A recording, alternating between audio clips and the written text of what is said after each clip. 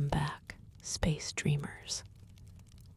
Tonight, we journey far into the future, to a time when humanity has reached beyond the stars. Close your eyes, breathe slowly, and let your imagination travel to Elysium. Feel a gentle, almost imperceptible shift, as if your very essence is now adrift in the cosmic ocean.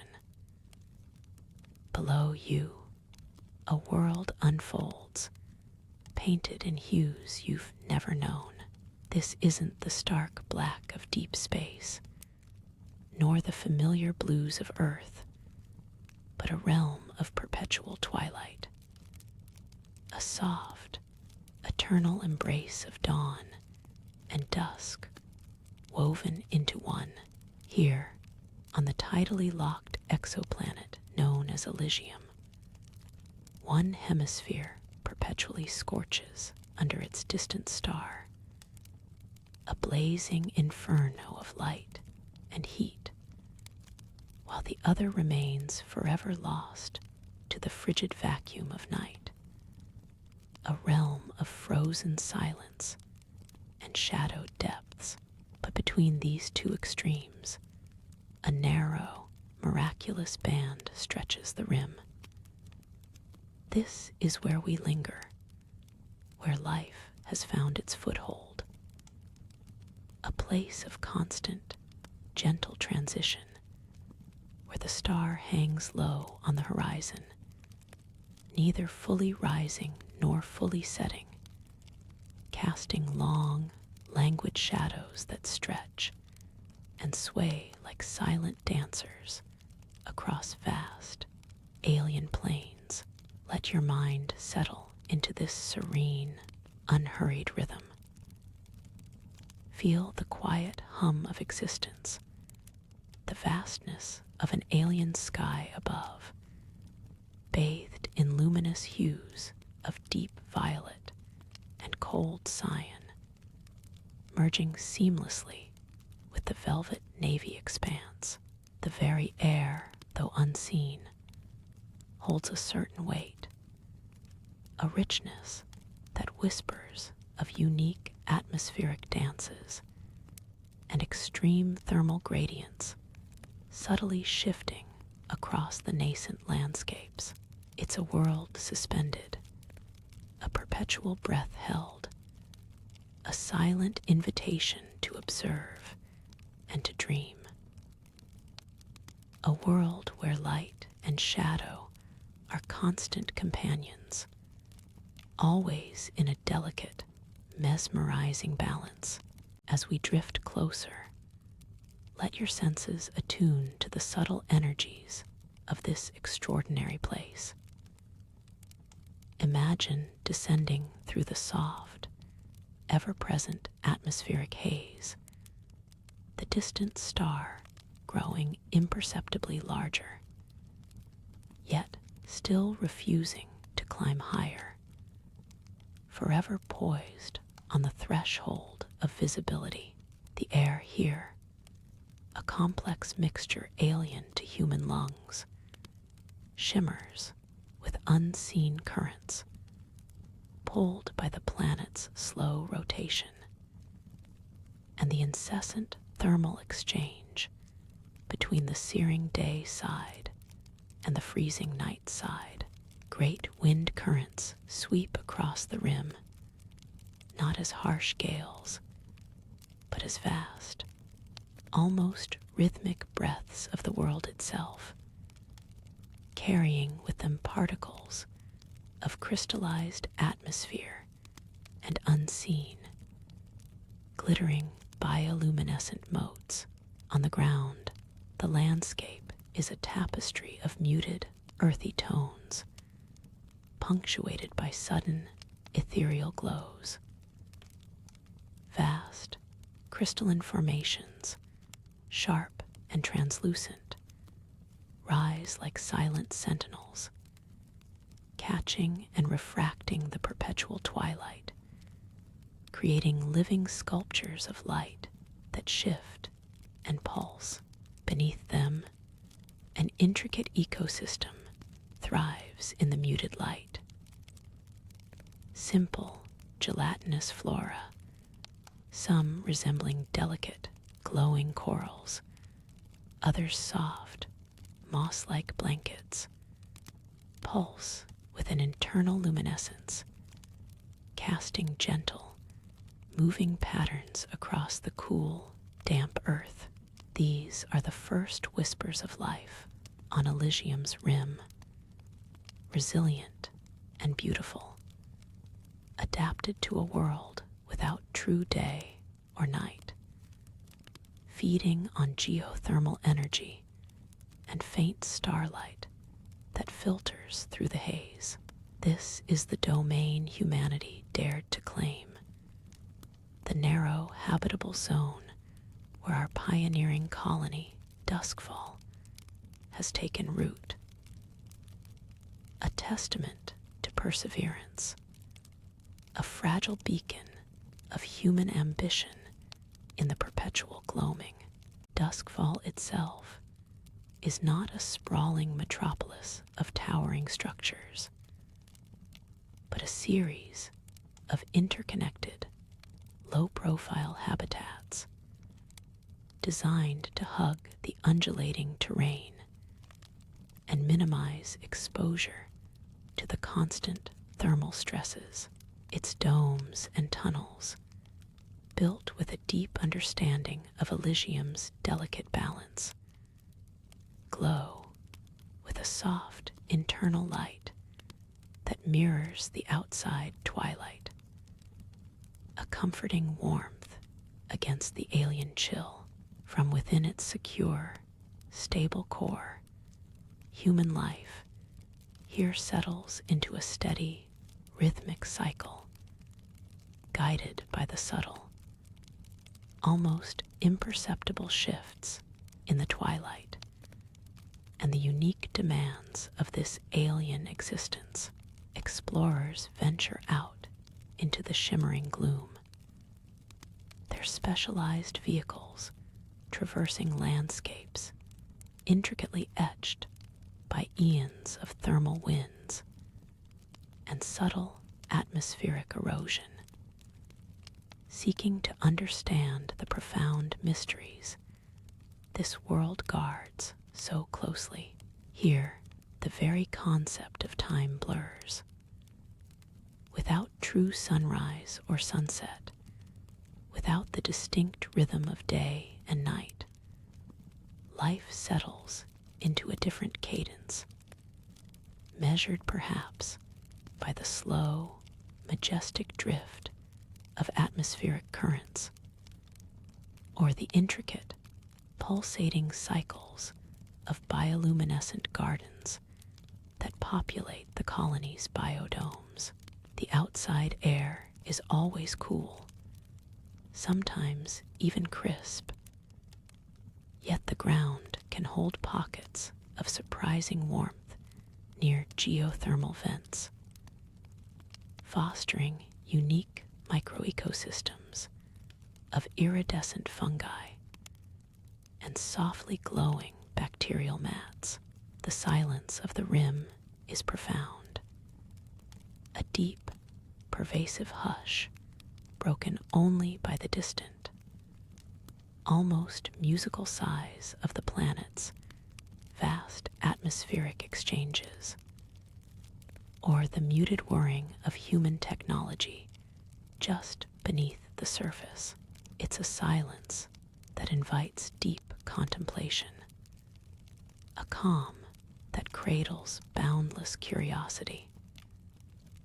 Every glimmer of light, every strange geological formation, every whisper on the wind hints at profound secrets waiting patiently to be unveiled. This is the rim of forever, where humanity strives not just to survive, but to truly belong. A quiet outpost at the very edge of the known, ready to embrace the wonders and challenges of eternity, where light and shadow are constant companions, always in a delicate, mesmerizing balance. As we drift closer, let your senses attune to the subtle energies of this extraordinary place. Imagine descending through the soft, ever-present atmospheric haze, the distant star growing imperceptibly larger, yet still refusing to climb higher, forever poised on the threshold of visibility. The air here, a complex mixture alien to human lungs, shimmers with unseen currents, pulled by the planet's slow rotation and the incessant thermal exchange between the searing day side and the freezing night side. Great wind currents sweep across the rim, not as harsh gales, but as vast, almost rhythmic breaths of the world itself, carrying with them particles of crystallized atmosphere and unseen, glittering bioluminescent motes within Duskfall's outer shell, deep beneath the surface and beyond the initial living quarters, vast caverns, some natural fissures broadened by millennia of subterranean flow, others carefully excavated by tireless automated machinery, house the very heart of the colony.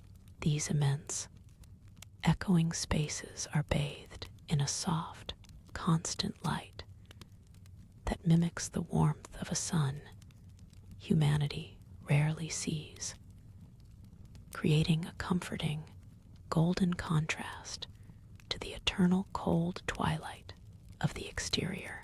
Here, the subtle, steady hum of life support systems intertwines with the gentle thrum of powerful geothermal energy converters, drawing boundless power from Elysium's active core.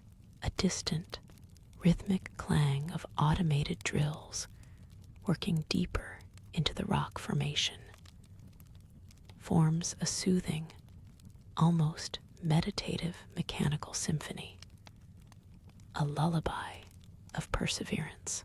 Corridors, wide and well lit, branch out like veins from a central atrium, leading to diverse sectors. Most vital are the expansive hydroponic farms, where Earth-native flora, from robust grain stalks to delicate fruit-bearing vines, flourish with an unnatural, vibrant green under tailored spectrum lighting. Beyond the outermost sealed airlocks, where human technology meets alien nature, the life-suited explorers venture out into the perpetual twilight. Their forms, encased in advanced environmental suits, appear bulky, yet strangely elegant against the muted, ethereal landscape. Their movements are slow, deliberate, each weighted step a careful negotiation with the uneven, often slick and crystalline terrain that shifts underfoot like frozen water. Automated scout drones, small and nimble, with silent thrusters, flit ahead, their onboard sensors actively scanning the strange, towering crystalline flora and the pulsing, gelatinous ground cover that blankets vast stretches of the rim.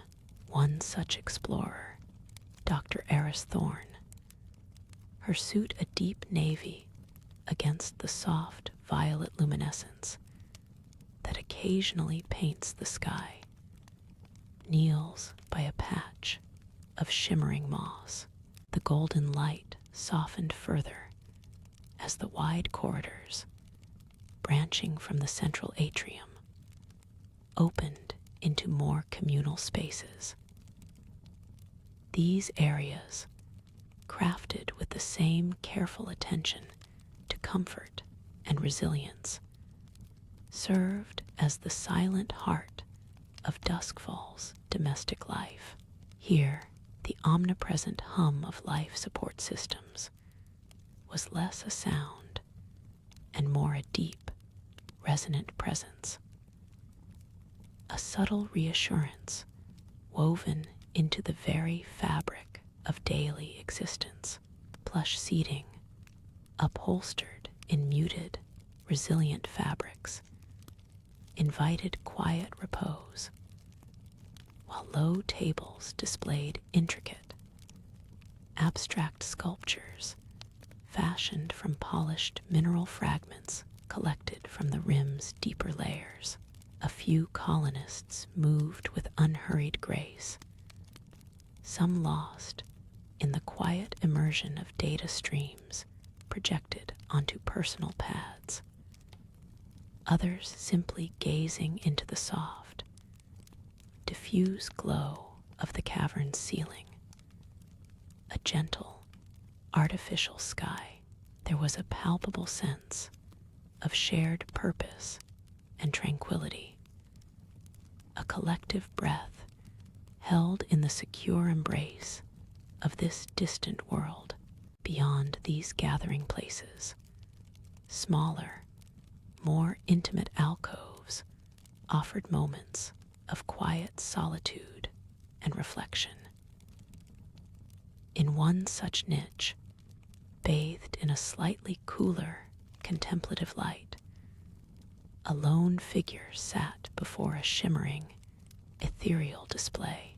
It wasn't a view of the external twilight, which remained an abstract concept to those deep within, but a carefully curated, real-time data visualization of the colony's intricate energy flows, an intricate dance of geothermal output, atmospheric processors, and habitat modules, all rendered in elegant, flowing lines of light. Her gaze was steady, absorbing the complex metrics of their fragile, self-sustaining ecosystem.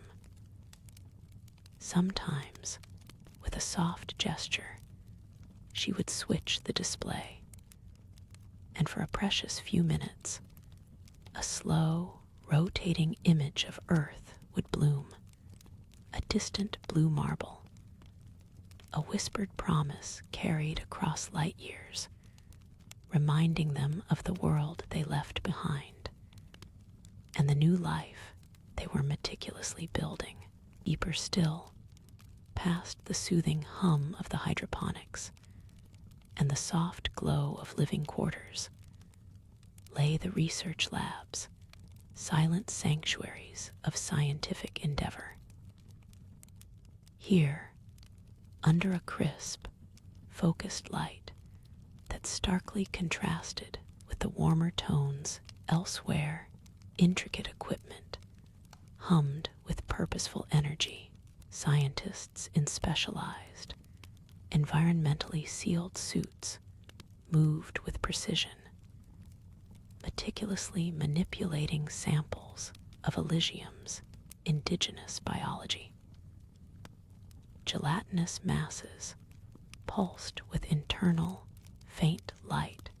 Crystalline flora absorbed trace atmospheric energies, and the glittering bioluminescent motes carried on the rim's vast winds were carefully studied under high magnification. Each delicate dissection, each careful analysis was a quiet conversation with an alien world, an attempt to understand its profound mysteries, and perhaps, one day, to learn from them, to find pathways for greater symbiosis with Elysium's unique, persistent life forms. The quiet hum of the habitat systems eventually faded into a deeper, less distinct thrum as the lone figure shifted her focus from the internal metrics of the colony's fragile ecosystem to the external reality of Elysium itself. Through the immense, reinforced composite pane of the primary observation dome, the perpetual twilight of the rim presented itself as a living canvas. Here, the constant dusk wasn't merely dimness, but a vast, ever-shifting gradient of light, where deep navy blended seamlessly into soft violet, occasionally brushed by the faintest blush of cold cyan, wisps of atmospheric haze, caught in the colossal battle between the planet's blazing day side and frozen night side, drifted with an unhurried grace, like silent glacial clouds, constantly rearranging the distant geological formations into new, fleeting silhouettes. The light, originating from a sun forever fixed just below the horizon, painted the jagged peaks and canyon walls with a diffuse, almost ethereal glow. A constant artistic play of shadow and illumination that felt both ancient and eternally new. Massive thermal currents, invisible to the eye, but detectable by the delicate shudder of the dome, moved unseen, shaping not just the air, but the very contours of the landscape, creating valleys and spires that defied terrestrial geology. As her gaze settled, augmented by the dome's advanced optical arrays, a faint, almost imperceptible pulsation began to emerge from the deeper shadows beyond the immediate protective dome. It was not a stark, reflected highlight of inert rock, but an organic luminescence, a soft, emerald green blooming, and receding in slow, deliberate motion. The colony's long-range sensors, silently processing the spectral data, confirmed the presence of complex biological signatures beneath the planetary dust and ice, concentrated in the warmer thermal valleys and near the volatile seams where the extreme temperatures met. These nascent whispers of life pulsed not randomly, but with a rhythmic regularity, hinting at an underlying intelligence or a profoundly interconnected biological network. Each flicker was a collective breath taken by something vast and unseen, perfectly adapted to the planet's relentless conditions. The challenge lay in discerning these delicate biosignals from the natural geothermal activity and mineral glows that permeated the rim. With a soft, almost imperceptible gesture, the figure commanded the view to zoom in, transitioning the perspective to that of a high-altitude drone's optical feed. The distant emerald flickers resolved into a mesmerizing field of intricate crystalline structures. These entities, seemingly delicate and spire-like, yet possessed a robust elegance, truly pulsated with a gelatinous, internal light that cycled between a deep emerald and an ethereal cyan, rooted firmly in what appeared to be fine, silver-gray regolith. They stretched upwards like sentient ice stalagmites, reaching for the elusive photon streams from the distant, hidden sun.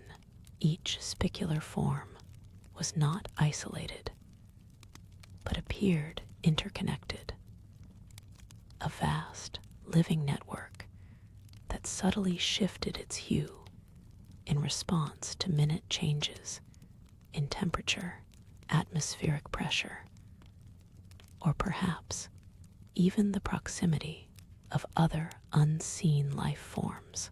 This was not merely flora. It was a breathing sculpture, a vast biological circuit, perfectly adapted to the planet's relentless conditions. The colony's long-range sensors, once tuned to filter the atmospheric interference and the omnipresent shimmer of geothermal vents, began to resolve the organic signals with startling clarity.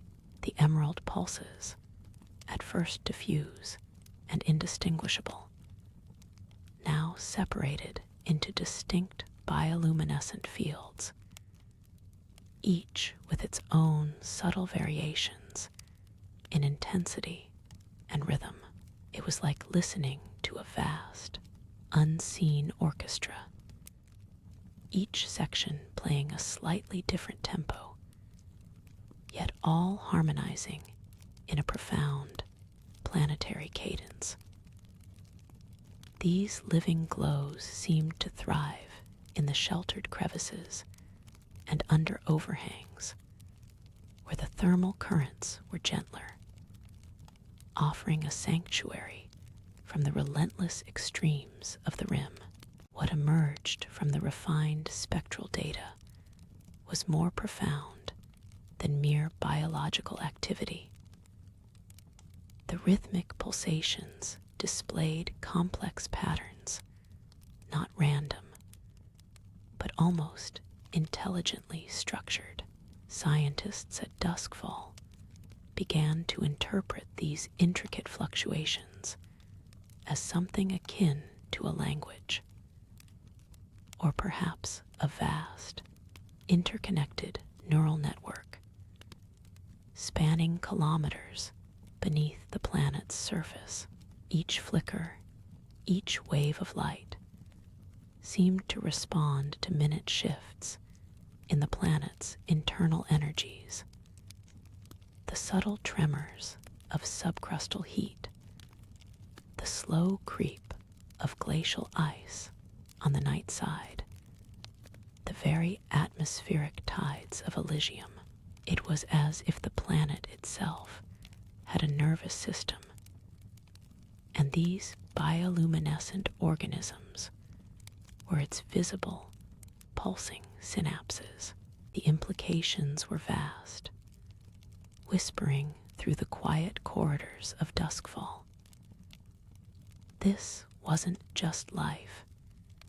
It was a testament to ancient adaptation, a biological architecture that had co-evolved with Elysium's extreme conditions for eons.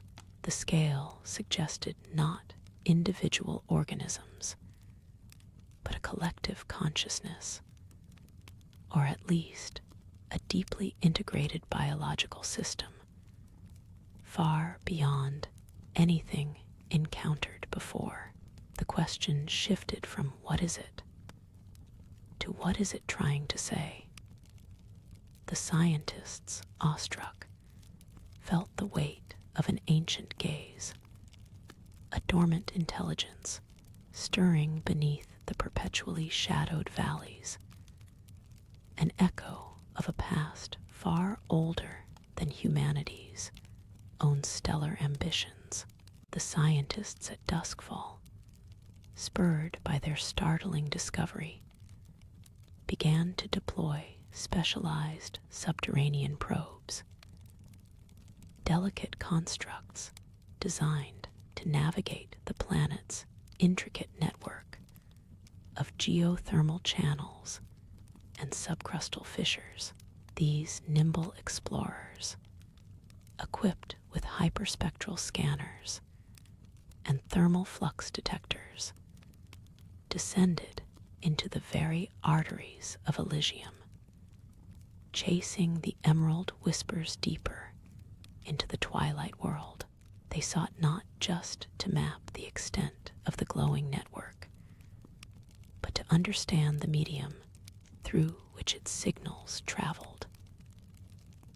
The initial data streams painted a picture of vast, interconnected conduits, warmed by the planet's core, where the bioluminescent life thrived, far from the harsh winds of the rim. As the probes delved deeper, past strata of ancient minerals and crystalline formations, they encountered phenomena that defied mere biological explanation. Certain nodal points within the network, often found at the convergence of multiple geothermal streams, exhibited pulsations of such intricate complexity that they resembled cascades of information. These synaptic junctions seemed to act as hubs, gathering and retransmitting energy and data across vast distances. One probe, designated Glimmerminus 7, reported an unprecedented observation. The bioluminescent patterns around it shifted, not randomly, but in direct, mirrored response to its low-frequency sonar pings. It was a subtle, almost imperceptible echo, suggesting not just a biological network, but a reactive, perhaps even listening, presence. The implications sent a quiet tremor through Duskfall's research facility. If the network was reactive, capable of listening and responding, then its complex patterns might indeed be a form of communication, an alien language woven from light and thermal energy. Further analysis of Glimmerminus 7's data revealed something even more extraordinary. At the heart of these synaptic junctions, where the light pulsated most intensely, geological scans detected subtle structural anomalies. These weren't natural rock formations.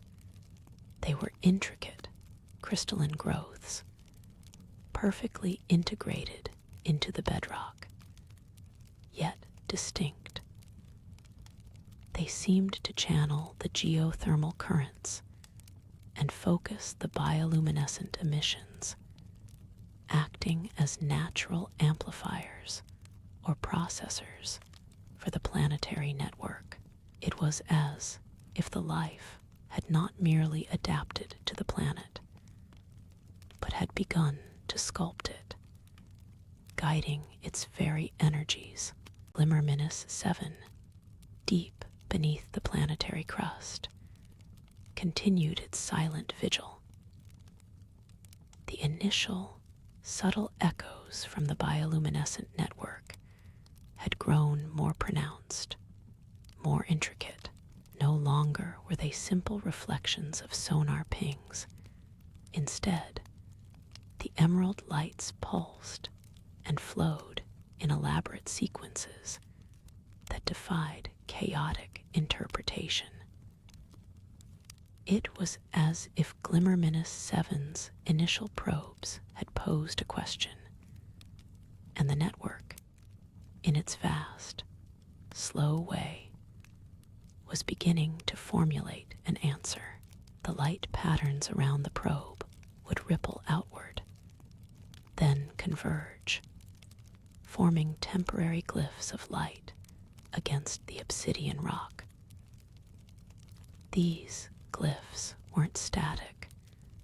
They were dynamic, shimmering compositions, dissolving and reforming, each new configuration conveying a slightly altered resonance.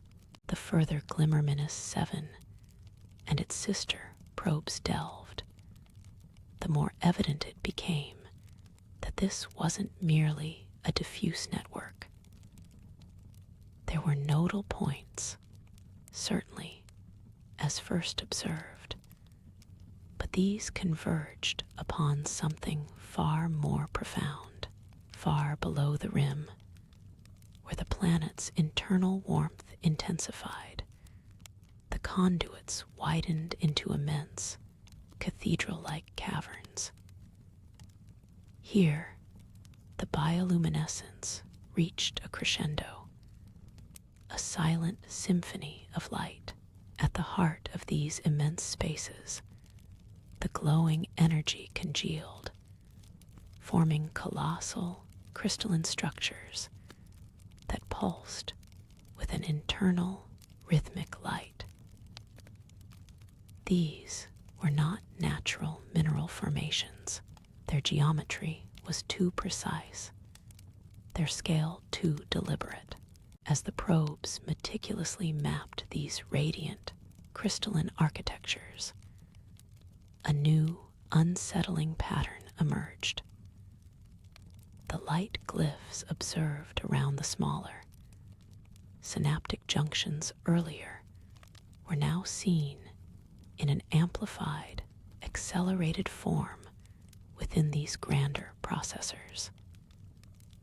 Yet, it wasn't just amplification. Sometimes, before a probe even initiated a sonar ping or thermal scan, the nearest crystalline spire would subtly shift its internal light sequence, almost as if anticipating the probe's action. The bioluminescence seemed to project information, not just react to it. It was a faint, spectral impression, a whisper of potential outcomes before they materialized.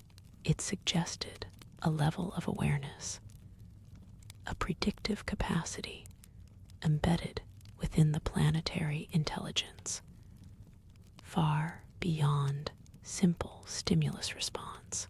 Crystalline structures, immense and silent, dominated the cavern spaces. Their surfaces, polished by eons of unknown forces, shimmered with a profound internal luminescence, a deep cyan and violet ebb and flow that seemed to breathe with a primordial rhythm. Glimmerminus 7, its sensors calibrated to the subtlest shifts, registered a peculiar resonance emanating from their core, a harmonic frequency that hummed just at the edge of audibility, a vibration felt more than heard. These were not inert formations, they were vast, living engines of light and information, slowly drawing energy from the planet's deep warmth and the enveloping bioluminescent web. Each facet of their precise geometry caught and refracted the ambient glow, multiplying the light into an intricate, mesmerizing dance of shadows and brilliance. The air itself, thick with faint mineral dust and the sweet scent of ozone, seemed to carry the weight of ancient purpose, a testament to builders long vanished, but whose creation continued its quiet work. As Glimmerminus 7 ventured closer, The dynamic glyphs, once observed rippling along the cavern walls, now seemed to converge upon the immense crystals. They flowed like luminous rivers, drawn into the structure's polished surfaces, where they were absorbed, processed, and then re-emitted in subtly altered forms.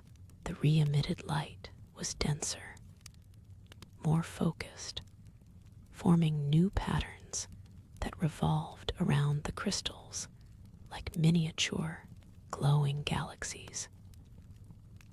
It was as if the structures were acting as a vast, organic processor, refining the raw data of the bioluminescent network into coherent bursts of energy.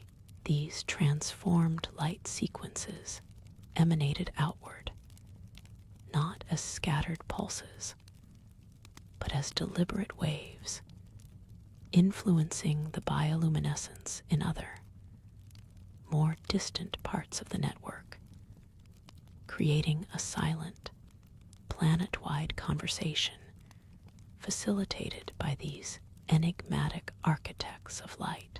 The feeling of being within a vast, living supercomputer, operating on an incomprehensibly slow but deliberate timescale, settled around the probe. A new, almost imperceptible phenomenon began to manifest as Glimmerminus 7 maintained its vigil. The ambient bioluminescence, which previously reacted to the probe's pings, now seemed to anticipate its movements, subtly brightening or dimming in areas it was about to explore. More strikingly, the re-emitted light patterns from the colossal crystals, once purely abstract, occasionally formed fleeting, symmetrical configurations that bore an uncanny resemblance to schematic representations of Glimmerminus 7 itself, or perhaps its foundational energy signatures. It was a silent, ephemeral mirror, suggesting not just interaction, but recognition. The structures were not merely processing, they were learning, interpreting, and perhaps, in their vast, slow rhythm, attempting to reflect or even communicate with the silent visitor. The realization rippled through the probe's automated systems. The architects might still be silent, but their creations were beginning to speak.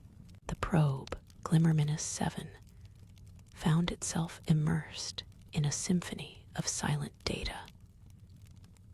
The re-emitted light, now understood as refined information, pulsed with an underlying rhythm, a low, constant thrumming that resonated through the mineral-rich air.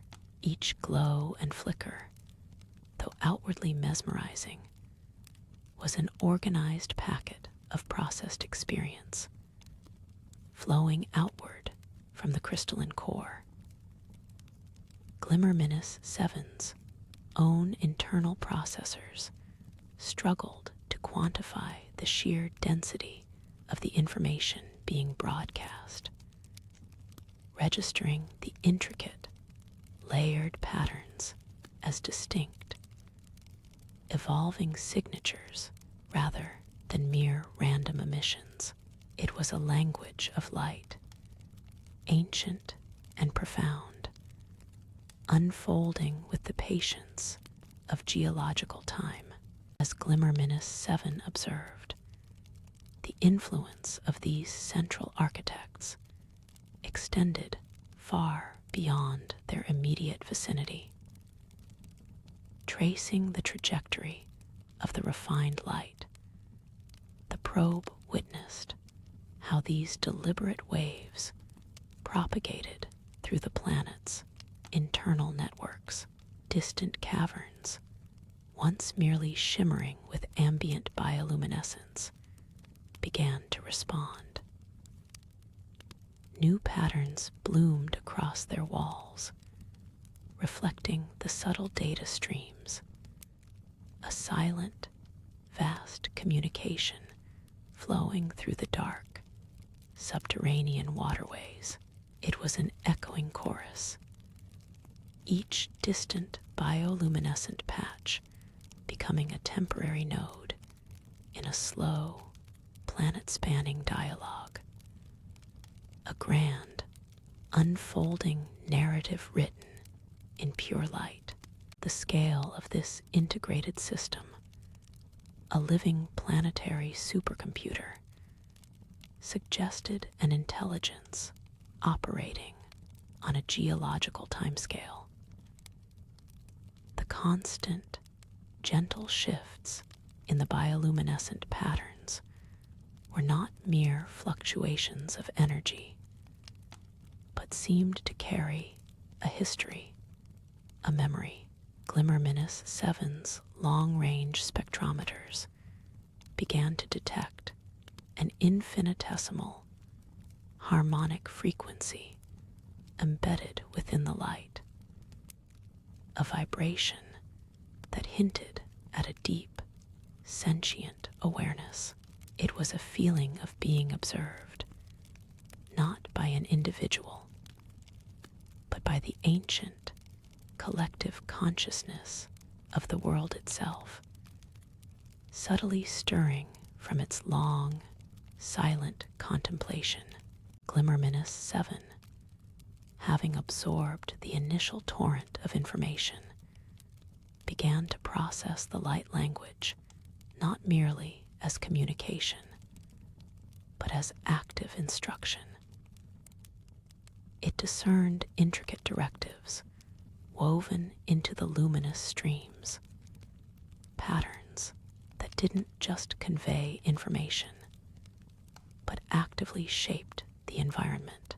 Slowly, over what felt like eons, to the probe's accelerated perception, Glimmerminus 7 registered a faint, almost imperceptible shift in the crystalline structures around it. This was not the chaotic randomness of geological erosion, but a subtle, intentional rearrangement, guided by the very light it observed.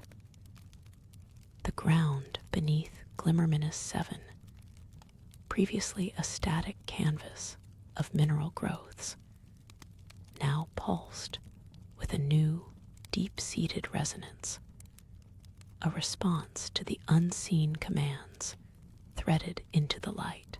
This was not simply a planet-spanning dialogue. It was a slow, deliberate act of planetary self-sculpting, a living, evolving architecture being patiently tended by its silent, luminous guardians. The subtle shifts in the planetary architecture intensified, though still measured in geological timescales. Glimmerminus 7's high-resolution spectral analysis began to identify specific frequencies within the pervasive light, each resonating with distinct mineral compositions. It was as if the architects were speaking directly to the very atoms of the planet, orchestrating a molecular dance of creation and repair. A crack in the veil began to manifest not as a fissure or a breach, but as a zone of intensified light, where the crystalline forms grew denser, more intricate, almost defensively. The ambient energy fields around these illuminated areas subtly fluctuated, suggesting a restorative, or protective function. A slow mending of unseen scars on the planet's internal fabric, powered by the continuous exchange of luminous data and precise, silent commands. As Glimmerminus 7 continued its patient observation, the overarching purpose of this planet-wide dialogue and architectural sculpting became clearer. It was not merely constructive, but fundamentally defensive. The intensified zones, the denser growth, the carefully modulated frequencies, they were all responses to an external pressure. Glimmerminus 7's long-range sensors, once focused internally on the networks, now extended their reach, probing the very edges of the planet's atmosphere on the dawn side rim. They detected an almost imperceptible weakening of the atmospheric shield, a slow but steady erosion from the stellar winds of the host star. The light architects were actively reinforcing the planet's integrity, knitting together the very fabric of its existence against an insidious, slow decay. The veil was not just a metaphor for mystery. It was the planet's precious outer shell, and the cracks were real, being painstakingly mended by the silent, luminous sentinels within. The subtle shifts in the planetary architecture intensified, though still measured in geological timescales.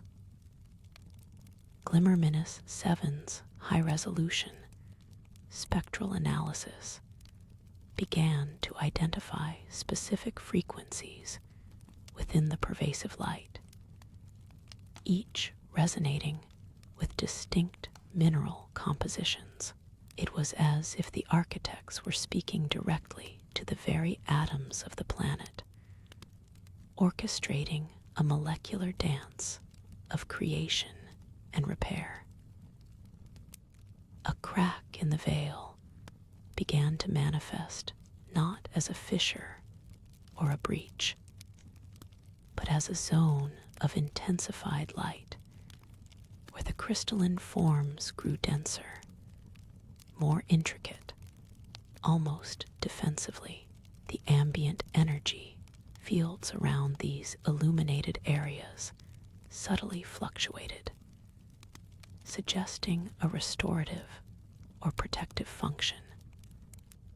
A slow mending of unseen scars on the planet's internal fabric, powered by the continuous exchange of luminous data and precise, silent commands. As Glimmerminus 7 continued its patient vigil, these zones of intensified light, previously ephemeral pulses, began to coalesce. Years by terrestrial reckoning passed in the silent observations of Glimmerminus 7. Meanwhile, for the nascent human colony of Duskfall, nestled deeper into the stable band of the rim, these colossal, energy-siphoning crystal formations became a primary subject of study. Expedition teams, clad in their advanced environmental suits, ventured cautiously towards the thermal divide, their vehicles equipped with long-range spectral analyzers and gravimetric sensors. They mapped the growth patterns of the spires, noting how the light language that Glimmerminus 7 decoded seemed to direct their expansion with an unsettling precision. The spires weren't randomly distributed. They formed vast, interconnected networks that seemed to channel the pervasive thermal energy not just for their own growth, but also for a broader, unknown purpose. Human instruments, though less sensitive than Glimmerminus 7, began to pick up the same deep-seated resonance. The planetary thrum, now amplified by the sheer scale of the crystalline structures, the conduits, once thought to be purely restorative, revealed a more complex function. Glimmerminus 7's refined analysis, now cross-referenced with human expedition data, suggested they were not just healing ancient scars, but actively shaping the very environment of the thermal divide. They were giant biomechanical organs designed to mediate the extreme thermal shock, drawing in raw energy from the chaotic fluxes and re-emitting it in regulated, habitable patterns. This was a deliberate act of planetary terraforming, not by an external force, but by the planet itself, guided by the luminous commands. The light language Glimmerminus 7 now understood wasn't just building structures, it was crafting microclimates, sculpting atmospheric currents, and perhaps even regulating the delicate balance of the planet's internal heat.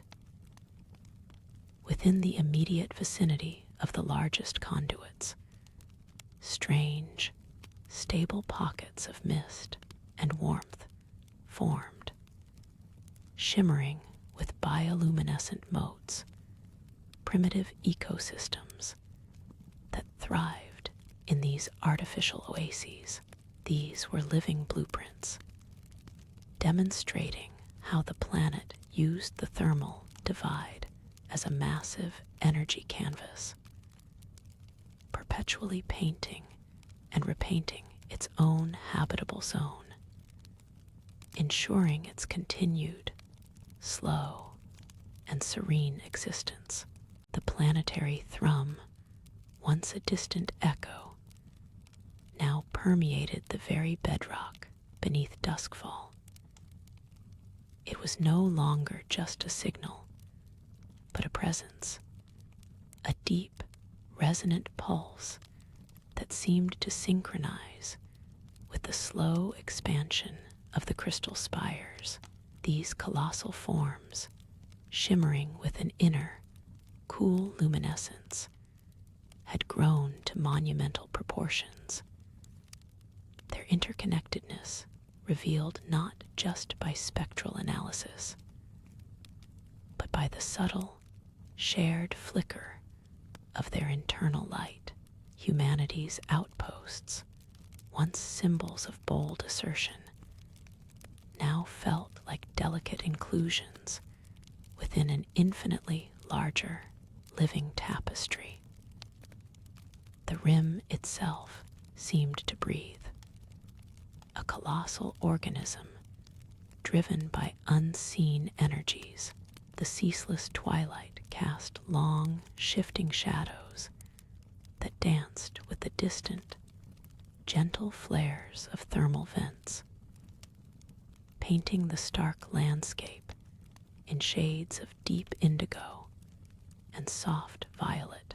The air, though thin and alien, carried a faint, electrical tang that spoke of the planet's internal work. The explorers of Duskfall had come seeking a new home, but what they found was a world already alive, quietly, profoundly so, operating on a timescale and logic beyond immediate comprehension. Their instruments, once tools of measurement, had become conduits of awe, translating the planet's ancient whispers into a language of wonder. The very atmosphere seemed to hum with a newfound respect, a quiet acknowledgement of the deeper intelligence that had shaped this perpetually twilit realm long before humanity's arrival. The crystalline networks pulsed with a slow, deliberate rhythm, a vast, silent conversation that transcended any need for human intervention or understanding, simply existing, drawing energy, and evolving. Life on the rim had adapted, not just the planet's own indigenous flora, but also the humans of Duskfall. Their settlement, once a bastion of terrestrial design, had softened, integrated, its edges blurred by the perpetual twilight and the constant, gentle hum of the planetary network. The harsh outlines of their habitat domes were often softened by the ambient glow from nearby crystal spires. Their utilitarian structures now infused with the ethereal light of Elysium. Nights, if one could call them that in a world without true night, were marked by the bioluminescent bloom of strange, gelatinous flora that unfurled in delicate, slow motion across the warmer thermal vents. Their soft, internal lights mirrored the distant, deeper pulses of the grander crystalline architecture, creating a breathtaking symphony of light and shadow. Children born on the rim knew no other sky than the bruised twilight, no other sound than the planet's resonant thrum, no other rhythm than the slow, deliberate pulse of the spires. They moved with a quiet grace, their eyes accustomed to the profound blues and violets of their world, their senses attuned to its subtle energies. This new generation, the true natives of Elysium, seemed to understand intuitively the delicate balance, the unspoken agreement between the human presence and the ancient planetary mind. The very air, cool and carrying the faintest scent of mineral and ozone, seemed to cradle them, a silent lullaby from a planet that had, in its own way, accepted its new, tiny inhabitants. The struggle for dominion had dissolved into a quiet understanding, a shared existence under the perpetual dusk. The human colonists, once driven by the fierce ambition to conquer new frontiers, had found a different kind of peace on Elysium's twilight rim. It was a peace born not of conquest, but of surrender to the planet's profound, ancient rhythms. Sleep came easily here, cradled by the omnipresent, low thrum, a sound that bypassed the ears and settled deep within the bones, a universal heartbeat. The crystal spires, visible from any dwelling, glowed like distant, colossal lanterns, their light a gentle reassurance against the endless, in-between day. Through transparent observation domes, one could watch the slow dance of atmospheric currents, illuminated by the distant dayside haze and the gentle shimmer of heat rising from the depths. Each breath felt cooler, cleaner, imbued with the planet's quiet power. The stars, usually a distant scattering in the blackness of space, here shimmered with a profound closeness, framed by the constant twilight, offering a silent promise of endless wonders yet to be understood. Humanity had not merely survived on Elysium. It had learned to belong, to listen, to exist as part of something vast and ancient, finding a quiet, profound comfort in the perpetual twilight. The quest for dominance had transformed into a gentle symbiosis, a recognition that the true frontier was not just outward, but inward, into the depths of understanding and acceptance.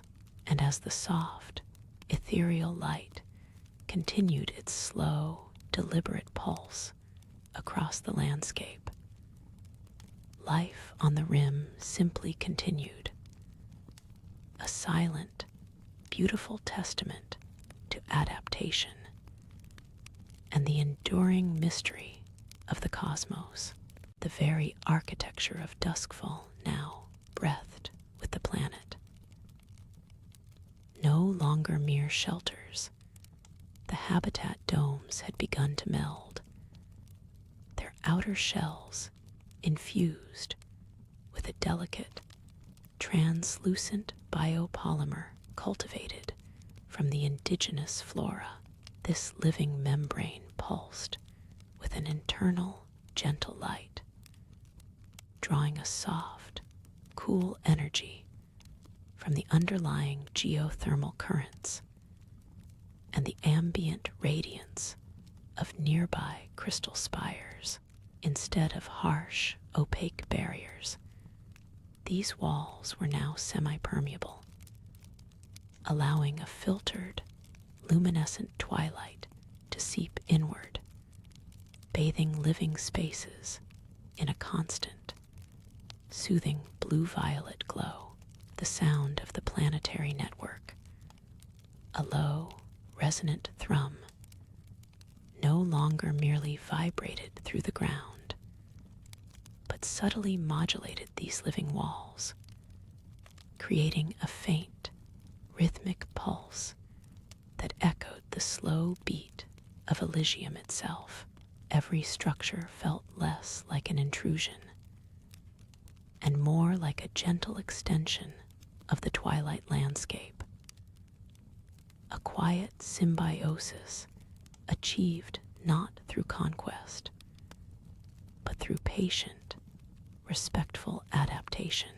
Children of the Rim, those born beneath the perpetual dusk, moved through this new environment with an innate grace, their senses finely tuned to its subtle energies. One such child, a girl named Lyra, with eyes accustomed to the profound blues and violets of her world, knelt by a shallow, glowing pool near a thermal vent.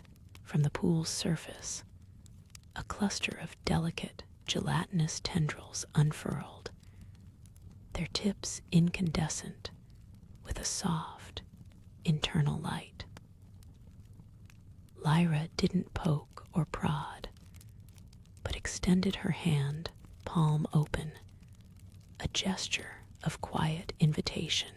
As her fingers hovered above the tendrils, they slowly, almost imperceptibly, shifted their hues, deepening from a pale cyan to a rich indigo, mirroring the subtle electrical fluctuations in her own body.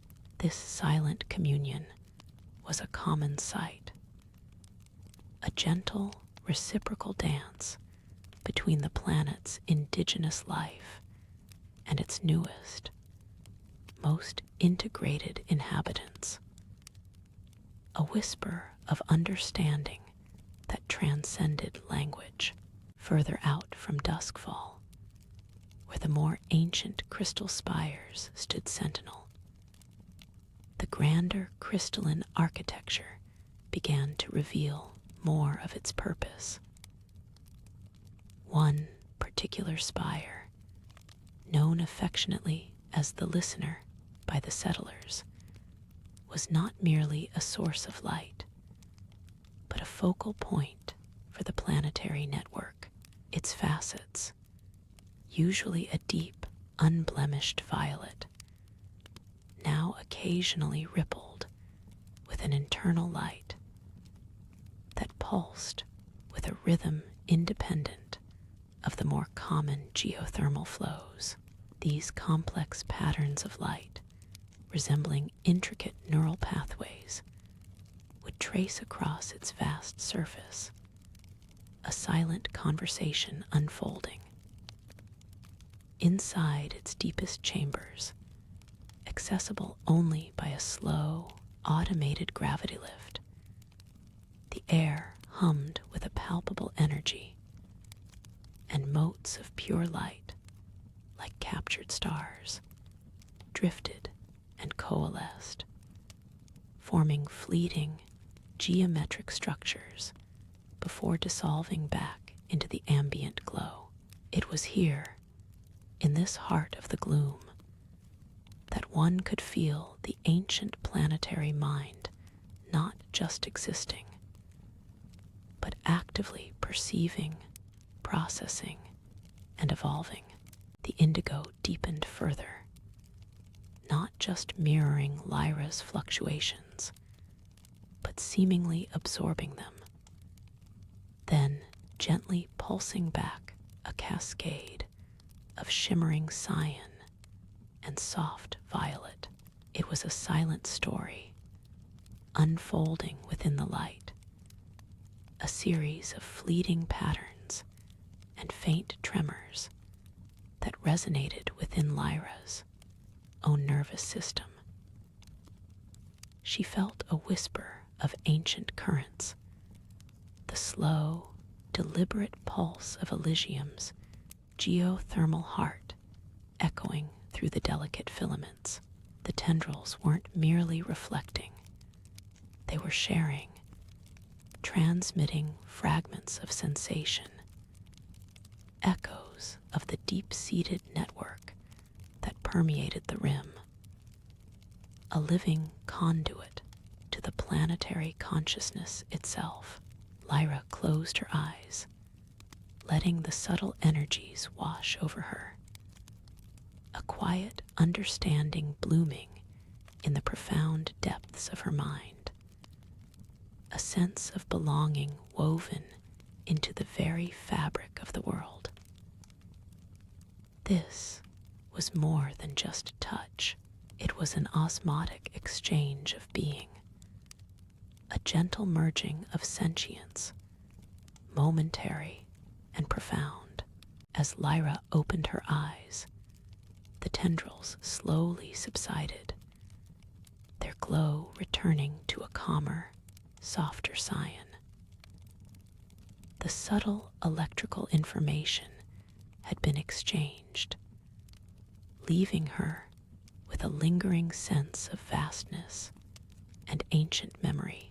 Around the pool, the biopolymer walls of the dwelling rippled almost imperceptibly, their internal luminescence shifting from a steady blue-violet to a transient pattern of swirling greens and ambers, colors that mirrored the faint echoes she now carried, the low, resonant thrum of the planetary network, usually a deep vibration through the ground, now seemed to emanate directly from these living walls, a harmonious counterpoint to the distant, high-pitched hum of nutrient conduits channeling geothermal warmth through the structure.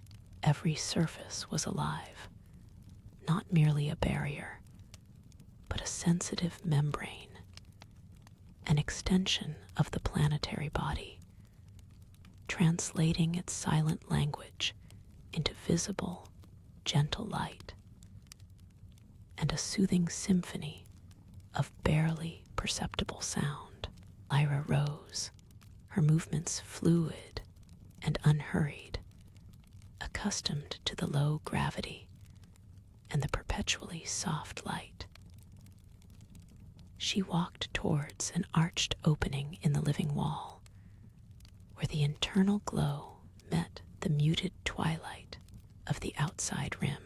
Here, the air was cool and carried the faint, sweet scent of mineral-rich mist rising from distant thermal vents, mingled with the earthy aroma of the indigenous phosphorescent mosses that carpeted the ground just beyond the threshold. The faint, rhythmic pulse that echoed through the dwelling continued, a constant reminder of the planet's slow, steady breath. Outside, winding paths, subtly illuminated by embedded bioluminescent fibers, led deeper into the integrated settlement, where other organic structures, like petrified fungi, clustered around more prominent crystal spires, their tips gathering and dispersing the residual energies of the star.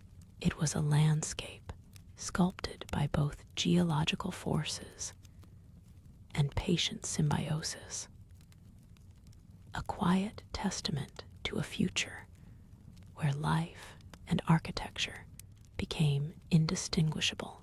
Lyra's senses, expanded by the recent osmotic exchange, now perceived the entire dwelling as a vast, intricate nervous system.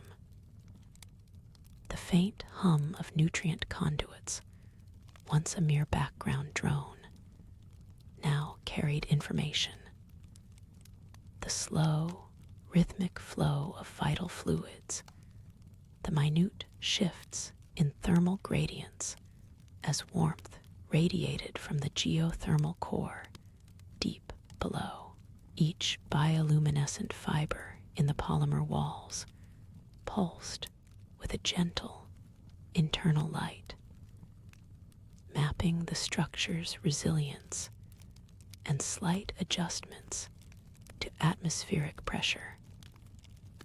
A constant, silent report on the colony's equilibrium within the perpetual twilight. It was a symphony of biological engineering and natural planetary processes blended into a single, living entity.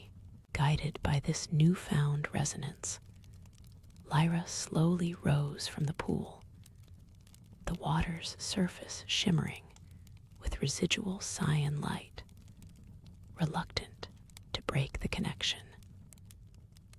Her steps on the resilient, yielding floor felt different now.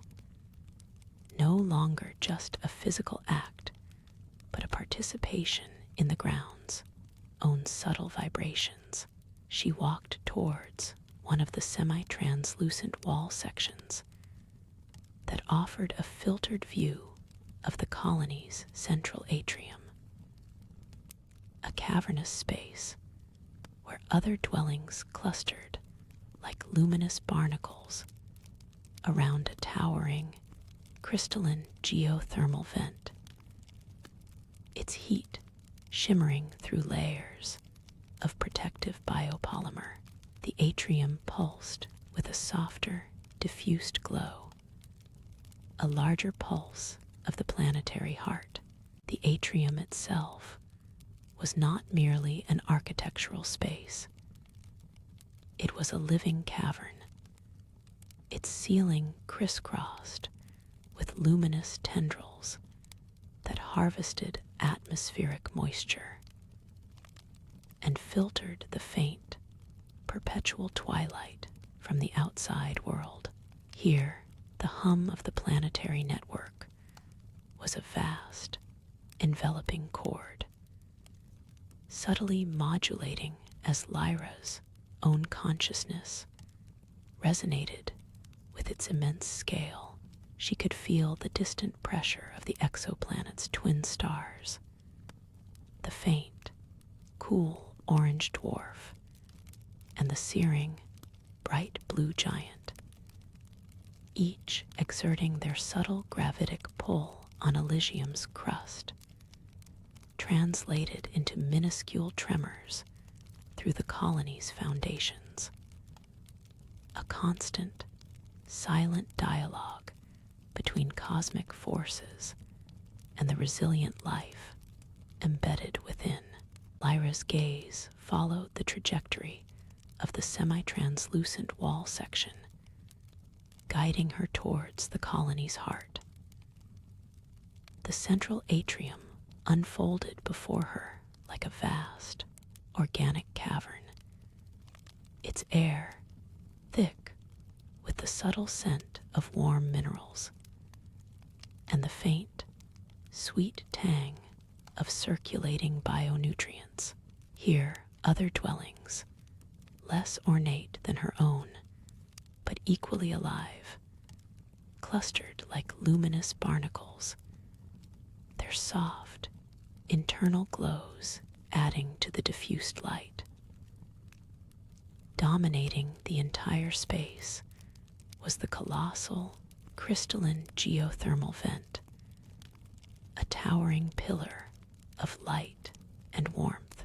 Its surface shimmered through layers of protective biopolymer, the heat not harsh, but a gentle, pervasive hum, a larger, slower beat of the planetary heart. Within its crystalline depths, Lyra could perceive the slow, purposeful currents of heat and energy, channeled and distributed, a vital artery sustaining their existence on Elysium's twilight rim. The atrium was a sanctuary of perpetual twilight, its diffused light a blend of soft cyan, deep violet, and the occasional warmer pulse from the vent's core. This light wasn't static, it ebbed and flowed, responding to unseen cycles within the planetary infrastructure and the subtle collective breath of the thousands of inhabitants.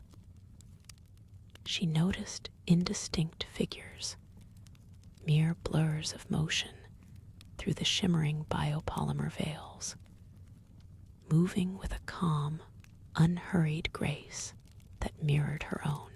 They were shadows, extensions of the colony's silent rhythm, engaged in their own quiet tasks, or simply absorbing the pervasive, soothing energy. The ambient hum, which once seemed uniform, now resolved into a symphony of gentle whirs and clicks from environmental regulators, interspersed with the distant, almost musical sigh of air purification systems. Drawing closer to the vent, Lyra reached out a hand, not to touch the protective barrier, but to feel the subtle vibrations in the air. The biopolymer pulsed faintly against her palm, translating the intricate energy flow within.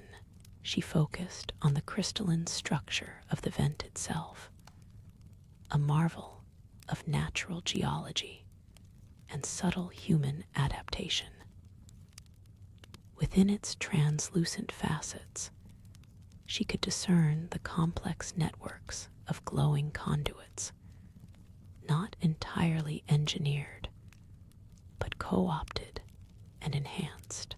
These were the veins that carried Elysium's deep geothermal warmth, a silent, powerful current fed the colony's nutrient systems, warmed its dwellings, and even powered the bioluminescent flora that thrived across every surface. It was a symbiosis, a careful dance between an ancient planet and its new, fragile inhabitants. The ambient hum, which once seemed uniform, now resolved into a symphony of gentle whirs and clicks from environmental regulators, interspersed with the distant, almost musical sigh of air purification systems. Lyra's senses, keenly attuned to the subdued environment, registered a subtle shift in the air pressure. A faint breath of conditioned oxygen circulating from unseen vents along the semi-translucent walls. She observed tiny, intricate channels, barely visible through the shimmering biopolymer. Within these capillaries, purified water trickled silently, illuminated by embedded bioluminescent filaments that traced soft, cyan pathways. This delicate current nourished resilient, lichen-like growths clinging to the lower sections of the walls, pulsing with a faint, internal light.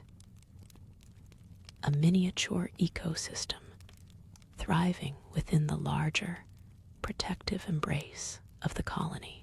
Each pulse from the lichen was like a tiny, rhythmic heartbeat, adding to the pervasive, soothing energy. Her attention, gently drawn by the subtle ebb and flow of light, shifted from the micro details to a bio-sculpted pathway that meandered away from the colossal geothermal vent. This path led towards a quieter, more enclosed section of the atrium, where the diffused light took on a slightly warmer, amber hue, contrasting harmoniously with the dominant blues and violets of the central space. This was a designated dusk garden, a controlled environment where exotic, filamentous plants, carefully selected from Elysium's twilight zone or genetically adapted, unfurled their delicate, luminescent fronds. Their slow, almost imperceptible movements created subtle shifts in the ambient air, a soft, biological rhythm that layered over the mechanical hum. The warmth here felt more organic, a gentle invitation to explore further into this cultivated pocket of native life. As Lyra stepped into the dusk garden, the ground beneath her feet yielded slightly. A soft, resilient biomaterial designed for comfort and passive thermal regulation, absorbing any faint vibrations. The air here was subtly richer, carrying the faint, earthy scent of growth and damp soil, a pleasant, organic contrast to the cool mineral tang that permeated the atrium's core. She moved deeper, passing a cluster of what appeared to be ancient, petrified tree-like structures, smooth and obsidian dark, their surfaces catching and reflecting the intermittent bioluminescent glow of the garden's flora. These silent, imposing forms, stark against the vibrant living plants, were a stark reminder of Elysium's deep past, hinting at a long-extinct arboreal life that once thrived on this distant world before the relentless tidal lock claimed its full power. The biosculpted pathway, a gently sloping ramp made of compressed organic fibers, absorbed Lyra's weight without a sound. It wound deeper into the dusk garden, the amber light intensifying as she left the vastness of the central atrium behind. Here, the air was warmer, thicker, and carried a faint, sweet aroma, like damp earth mixed with an unknown floral essence. Delicate, fern-like fronds, pulsing with internal orange and soft violet light, brushed lightly against invisible air currents, creating shimmering patterns on the path ahead.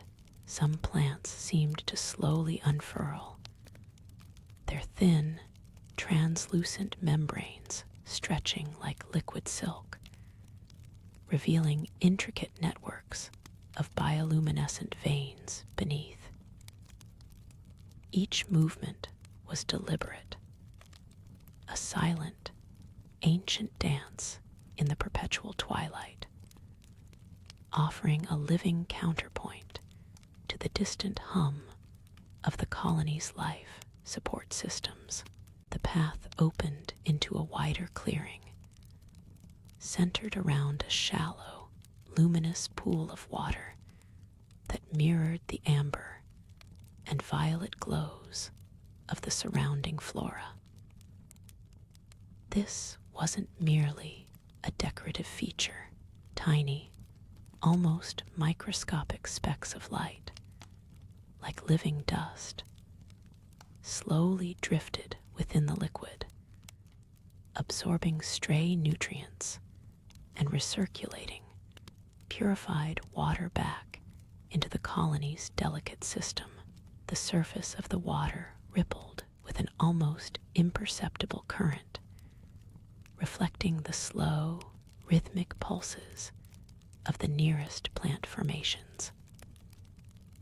Along the pool's edge, crystalline mosses, shimmering with a cool, cyan luminescence, absorbed moisture, their intricate structures acting as natural filters. Lyra paused, observing the tranquil, self-sustaining cycle, a testament to the meticulous bioengineering that allowed life to thrive even in Elysium's challenging environment. Beyond the pool, a cluster of larger tree-like structures rose, their trunks thick and gnarled, resembling ancient terrestrial banyans, but crafted from an unknown, dark, fibrous material that absorbed most of the ambient light. From their branches hung long, translucent pods, pulsing with a deep, resonant indigo glow, like distant, muted stars.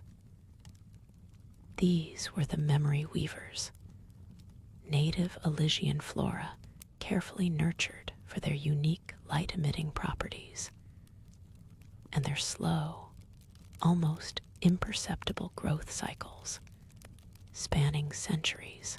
They hinted at a world far older than humanity's presence, their quiet persistence a stark contrast to the fleeting lives of the colonists.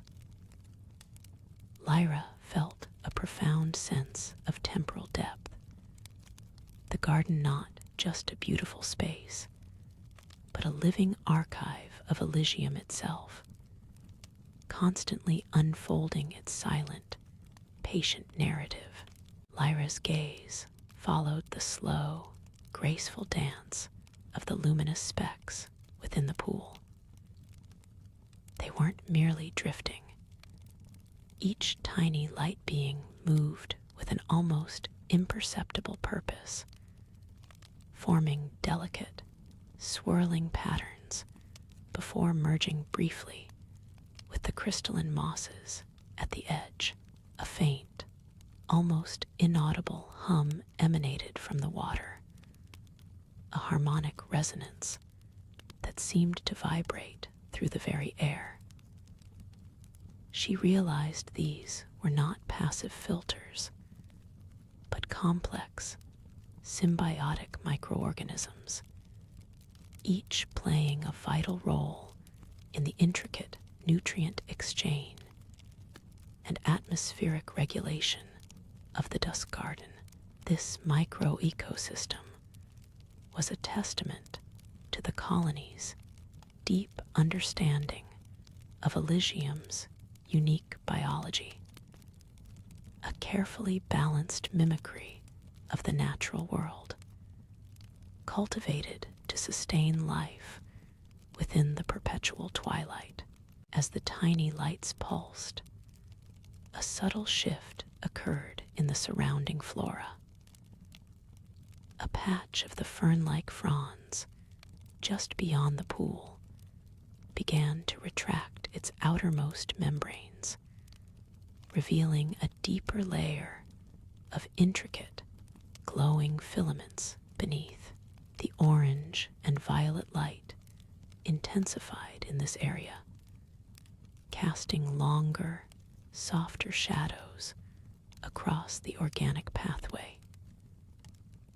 It was a slow, deliberate shedding, an elegant process of regeneration tied to the energy cycles of the garden itself.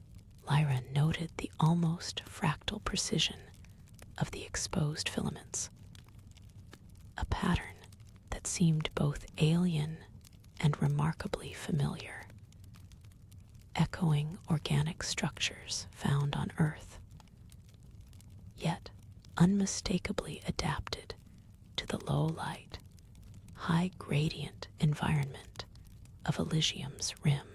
A gentle current of warmer air, carrying a richer, more profound floral scent, drifted past Lyra, guiding her attention away from the regenerating fronds. Further into the garden, where the ambient light became a deeper, almost indigo hue, a series of towering, crystalline structures began to emerge from the dense foliage. These were not natural formations, but clearly biosculpted pillars, their surfaces shimmering with an internal, slow-pulsing cyan light. Each pillar was intertwined with thick, root-like tendrils that pulsed with the same soft orange and violet as the fronds, suggesting they were integral to the garden's energy distribution, drawing power from the deeper thermal vents of the colony below. They stood like silent guardians, marking the path towards an even more secluded, ancient heart of the dusk garden. The unfurling of the fern-like fronds was a mesmerizing, almost glacial ballet. As the outer layers receded, the exposed filaments pulsed with an accelerated rhythm, drawing energy from the surrounding water. Now a soft, undulating cyan, this newly revealed network seemed to hum with concentrated warmth, a subtle thermal emission that gently diffused into the cool air of the dusk garden. Lyra could perceive the minuscule shift in the ambient temperature, a testament to the garden's efficiency in harvesting and redistributing its life-giving heat. The orange and violet glow deepened, casting the intricate patterns of the filaments into sharper relief against the shadowy depths beyond the pool's immediate illumination.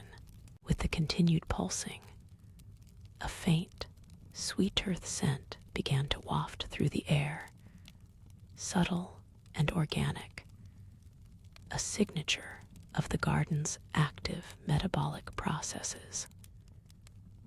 It was a clean, almost mineral aroma, tinged with something akin to ozone. Lyra took a slow breath, letting the delicate fragrance settle her thoughts. The entire microclimate within this section of the dusk garden seemed to be finely tuned, each element working in concert. She noticed how the gentle air currents, imperceptible to the eye, were carefully sculpted by the garden's varied flora, guiding the heat and moisture, ensuring an even distribution throughout the enclosed space.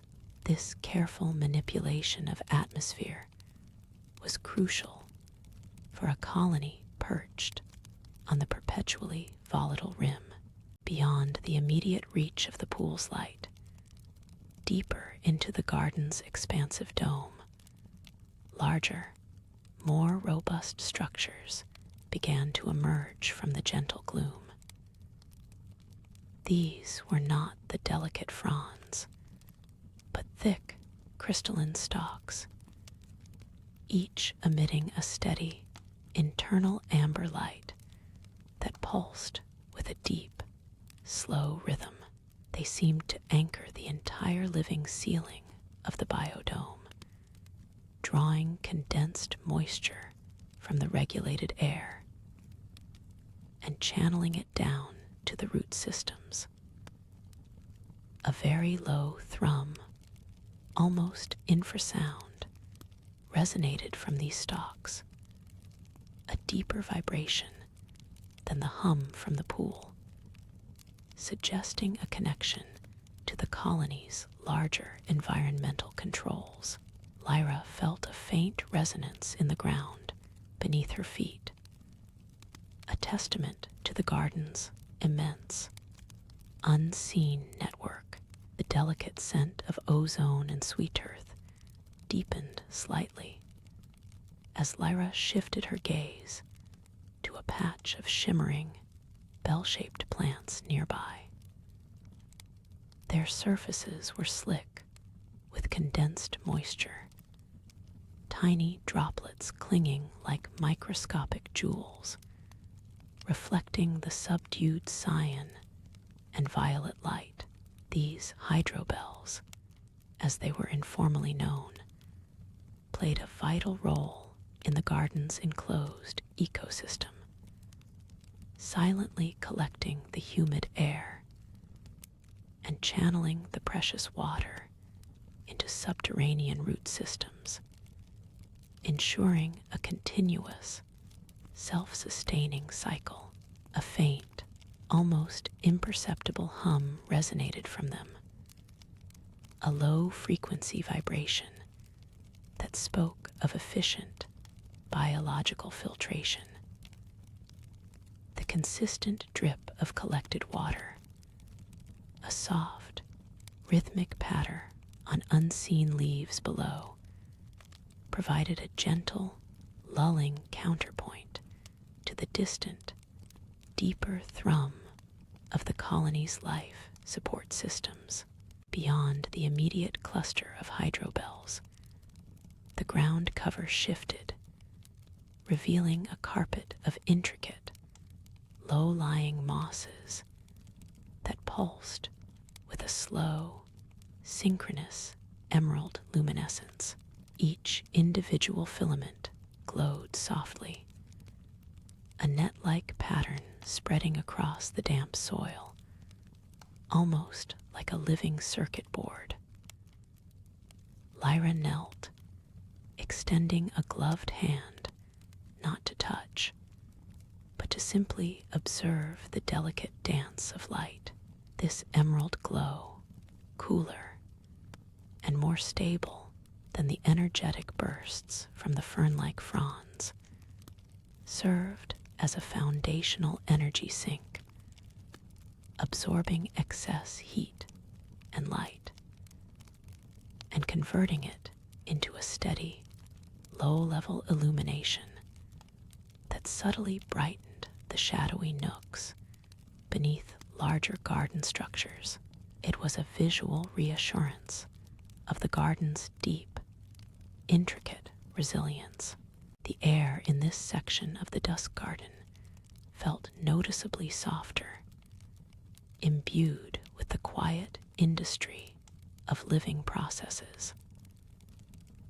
Lyra closed her eyes for a moment, letting the gentle, cool air caress her face through her suit's environmental seal, filtering the delicate scents.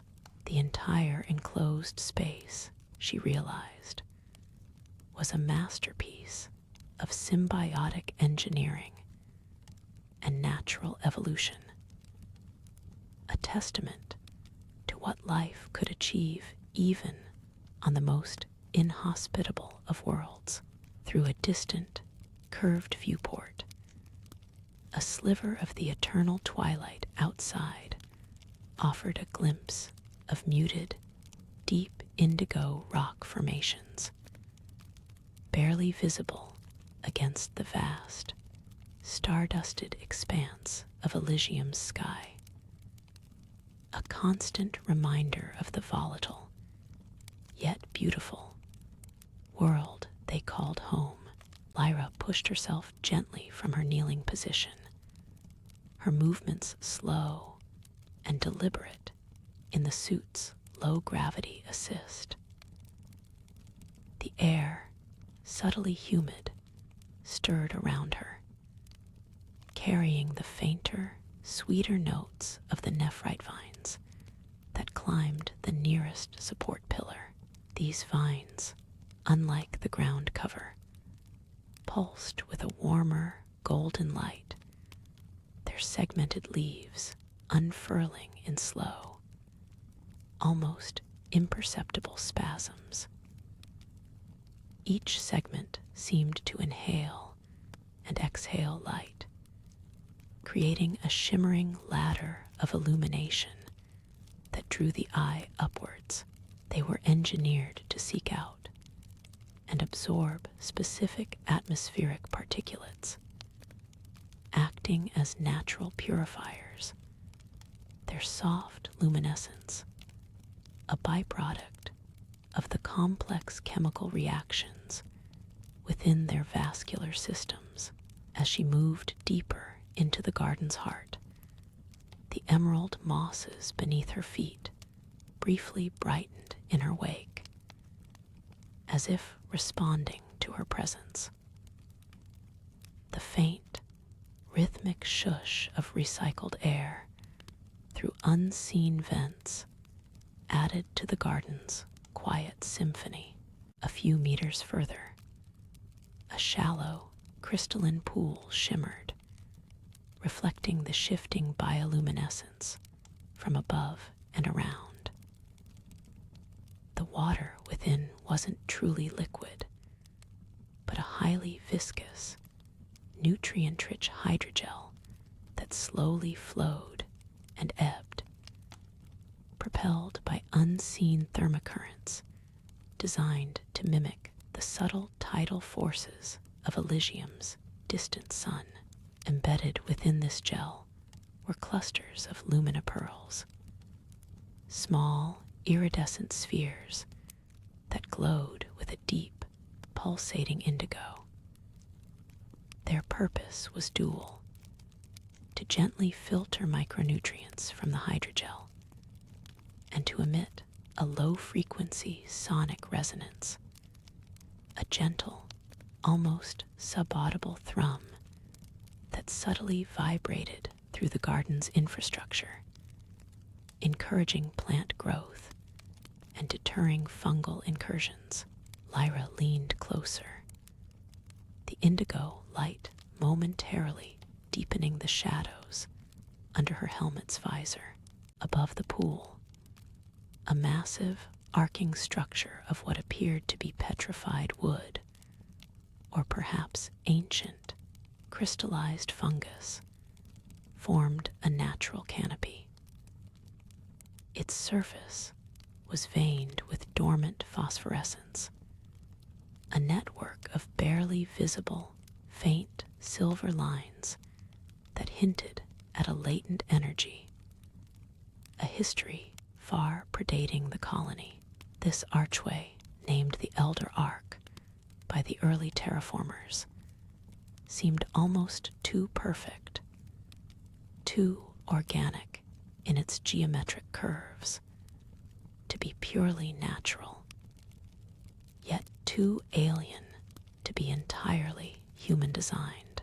It served as a thermal regulator, its dense structure absorbing ambient heat from the day side facing hydroponics and slowly radiating it towards the cooler sections of the garden, creating a delicate internal microclimate. As Lyra stood beneath it, a faint, almost metallic tang, distinct from the ozone and sweet earth, subtly entered the recycled air of her suit, a scent of something old and unyielding. Lyra's gloved fingertip, extended carefully, barely brushed the surface of the hydrogel. The viscous medium rippled with a slow, almost glacial grace, sending faint shivers of indigo light through the lumina pearls. A low, resonant hum, far more felt than heard, vibrated through her suit's haptic sensors, confirming the pearl's subtle sonic output. This resonance was not just for growth.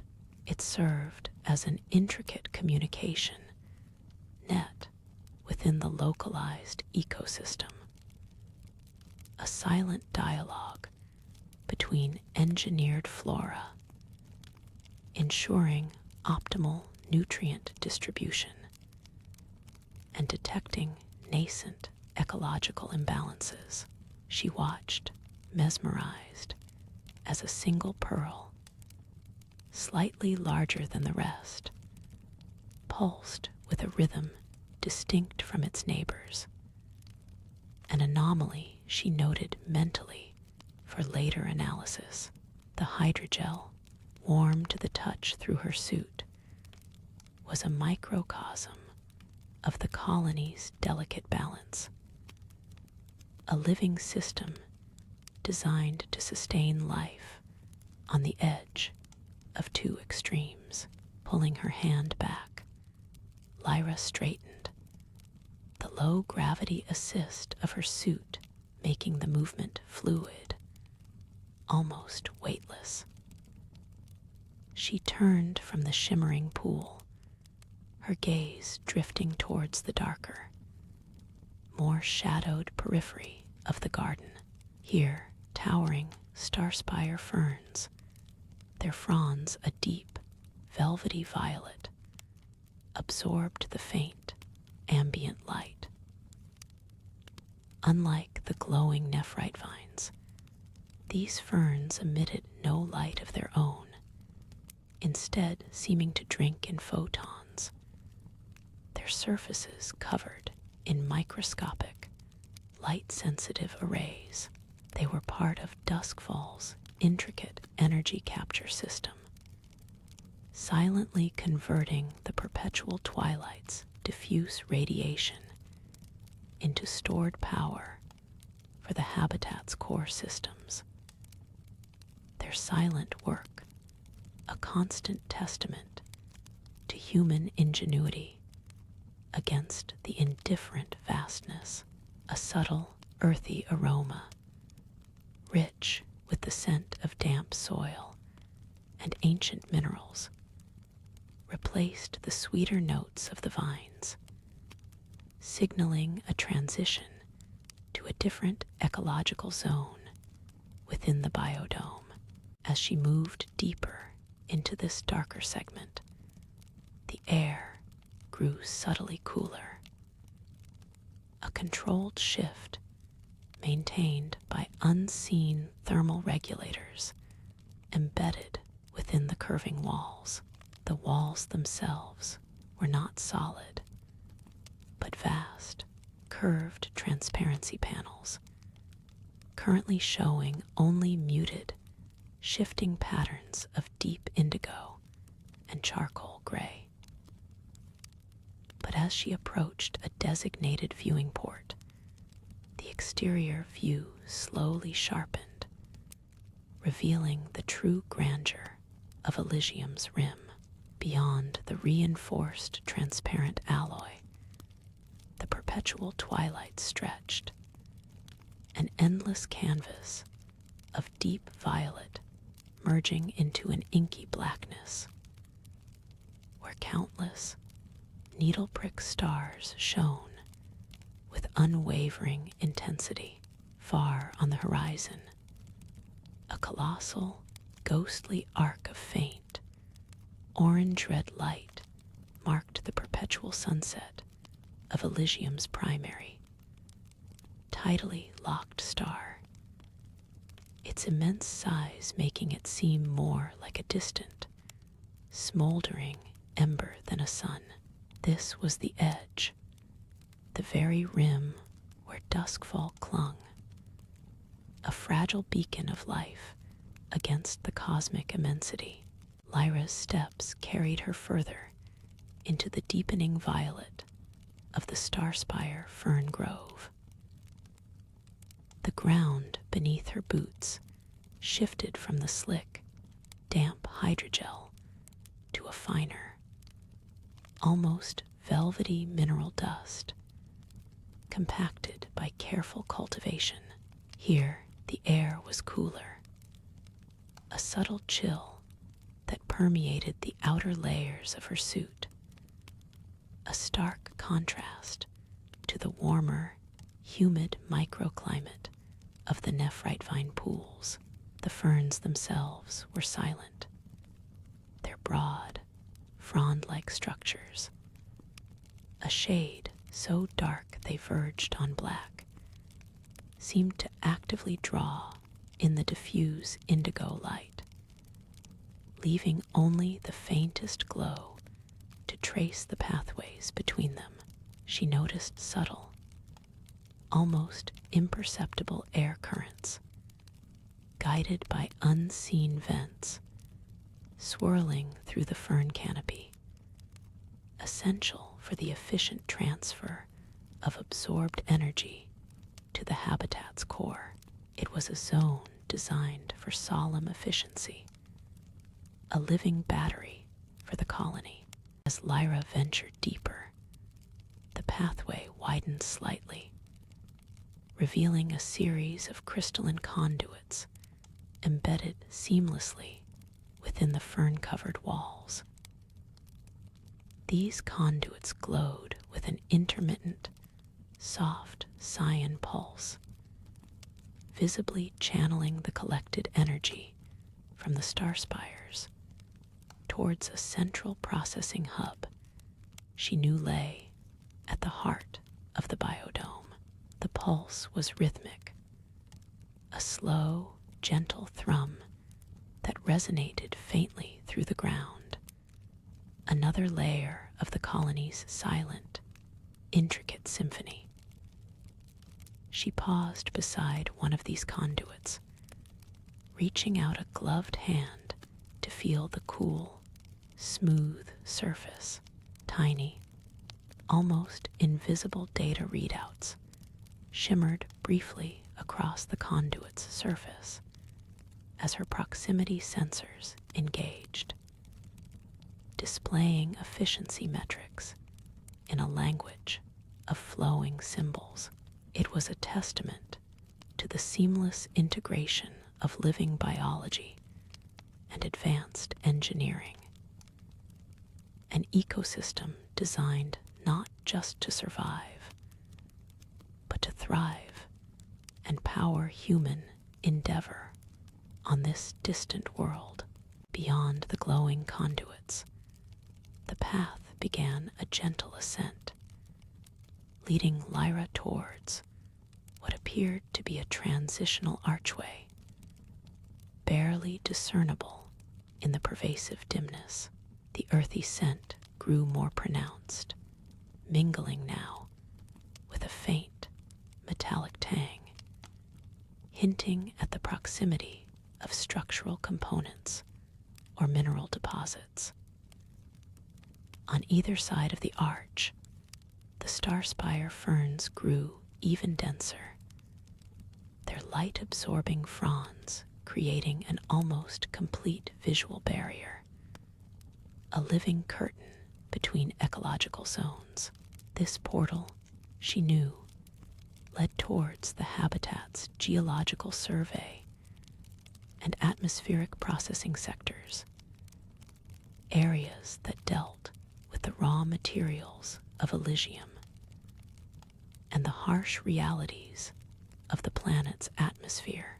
It was a threshold marking a shift from the cultivated, life-sustaining garden to the industrial, life-enabling machinery of Duskfall, a silent promise of the colony's enduring resilience. Lyra retracted her gloved hand from the humming conduit, the faint cyan symbols dissolving back into the crystalline surface. She continued along the pathway, the mineral dust yielding to a softer, more spongy substrate that cushioned each step. The star-spire ferns, once dense and enveloping, began to recede, their dark fronds becoming sparser, allowing more of the diffused indigo light to filter through. Here, the air was warmer again, carrying a subtle, earthy fragrance mingled with something else, a metallic tang, almost like ozone after a distant storm, yet not unpleasant. The pathway itself started to undulate gently, climbing a low, rounded ridge before descending into a wider, more open space. Overhead, the biodome's vast, arcing ceiling became visible through gaps in the thinning canopy, shimmering with a faint, internal luminescence that mirrored the twilight sky of Elysium itself. As Lyra completed the gentle descent, the pathway opened into a breathtaking expanse, a chamber far grander than the fern grove. This was the chimeric garden, a living archive of Elysium's most exotic indigenous flora, carefully cultivated and integrated with Terran analogs. Here, the ground was no longer mere substrate, but a tapestry of living, intertwining roots and luminous mosses that pulsed with a soft, warm amber glow. Towering, skeletal structures, not quite trees, but more like calcified coral formations, reached towards the distant ceiling, their branches adorned with delicate, bell-shaped blossoms that emitted a faint, melodic chime whenever a subtle air current stirred them. These bell blossoms were a marvel of xenobotanical engineering, adapted to capture specific atmospheric particulates unique to the twilight rim, converting them into energy and trace elements essential for the biodome's complex nutrient cycles.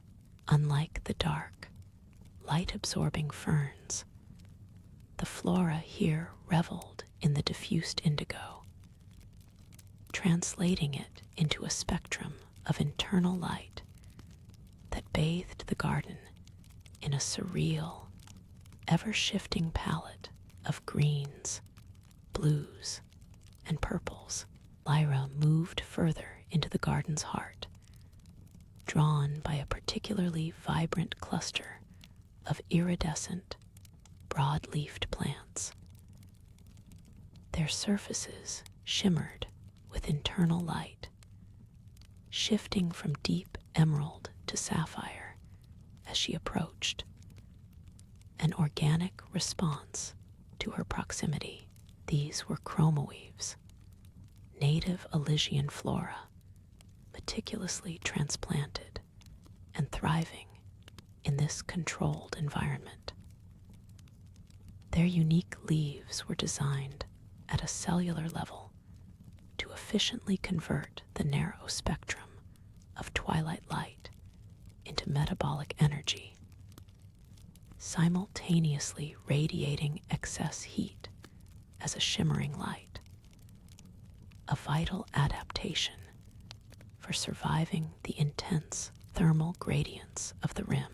She observed a fine, almost invisible mist constantly circulating around them, carrying microscopic particles, a vital part of their nutrient exchange.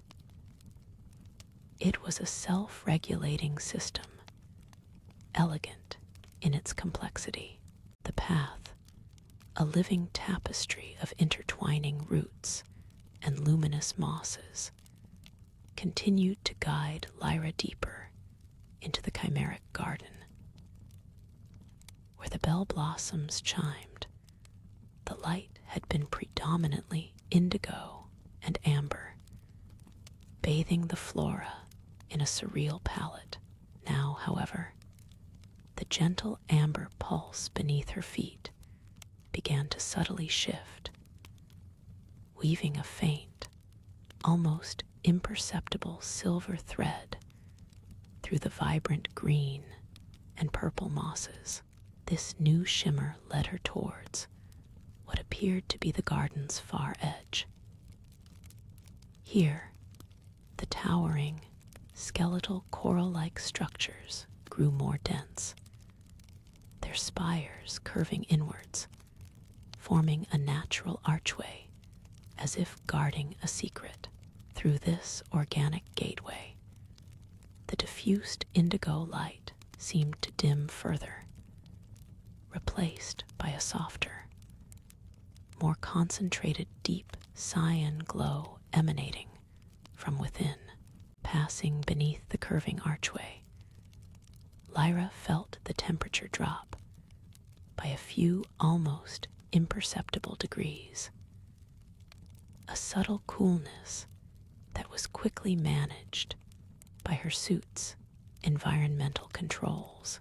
The living, luminous mosses gave way to a smoother, darker substrate, a naturally polished rock that sloped gently downwards. Here, the pervasive indigo of the twilight rim was further filtered, becoming a rich, velvety navy that clung to unseen surfaces, deepening the shadows. Strange, elongated crystalline formations, reminiscent of frozen tears, began to emerge from the walls, pulsating with a rhythmic, ethereal emerald light. Unlike the melodic bell blossoms of the garden, these crystals were silent, their glow a steady, reassuring beacon in the deepening gloom. The descent was gradual, almost imperceptible, a long, winding ramp that spiraled downwards into a vast, open space, hinting at the true scale of the subterranean ecosystem. The low hum, which had resonated subtly in the garden, grew slightly more pronounced, a pervasive background resonance of the planet itself. The long, winding ramp finally broadened into a vast, open expanse, revealing a colossal subterranean chamber. Its ceiling, lost in the upper reaches of the pervasive navy gloom, seemed to curve endlessly upwards, a silent, ancient dome carved by forces beyond human comprehension. Here, the deep cyan glow that had begun to filter through the archway intensified, emanating not from scattered points, but from vast, placid veins of luminous minerals embedded within the chamber's walls and ceiling. These glowing arteries pulsed with an almost imperceptible rhythm, bathing the immense space in a cool, ethereal light that defined the towering, skeletal structures emerging from the floor colossal formations that resembled the petrified roots of forgotten giants, reaching towards the unseen dome, their surfaces smooth and cool to the touch. As Lyra continued her gentle descent onto the broader floor of the chamber, the structures grew clearer, revealing an unexpected precision in their form. They were not merely natural formations, but seemed meticulously carved, or perhaps grown with an intelligent purpose, their surfaces bearing faint, intricate patterns that defied simple geological explanation. The low hum, which had been a pervasive background resonance, now felt as though it emanated directly from these colossal forms, vibrating subtly through the polished rock beneath her feet. Upon closer inspection, these patterns began to glow with an even softer, almost imperceptible silver luminescence, a delicate tracery that seemed to pulse in harmony with the chamber's unseen rhythm, hinting at a dormant energy woven into the very fabric of this subterranean world. The air itself felt subtly different here, cooler and almost entirely still, a stark contrast to the subtle currents of the upper garden. Despite the lingering, pervasive resonance, the polished rock floor leveled into a vast, flat expanse, stretching out into the deep navy gloom that clung to the edges of the cyan light. This expanse was punctuated by several large, perfectly circular depressions, their surfaces so dark and absorbing that they seemed to drink the light rather than reflect it, like pools of solidified shadow. From the deepest and largest of these light-devouring pools, a faint, rhythmic thrumming began to emanate, a sound distinct from the overarching planetary hum, a slow, deliberate beat that reverberated through the rock and into Lyra's suit, like a dormant heart beginning to stir within the silent abyss. Lyra's approach to the colossal form brought the intricate patterns into a sharper, more intimate focus. They were not merely etchings upon the ancient stone, but seemed woven into its very essence, a delicate tapestry of crystalline filaments that pulsed with the soft silver light, each thread finer than any she had ever seen in a manufactured circuit, shimmered with an inner luminescence, revealing an astonishing depth and complexity that hinted at a purpose far beyond simple decoration. The pervasive hum, which had subtly guided her through the subterranean passage, now intensified, resonating directly from these glowing lines. It was a deep, harmonic chord, a sound not heard by the ears alone, but felt through the polished rock beneath her feet, vibrating gently through her very bones. This resonance spoke of immense, contained energy, not violent or chaotic, but ordered, almost serene, a testament to an ancient, profound understanding of this world's intrinsic power.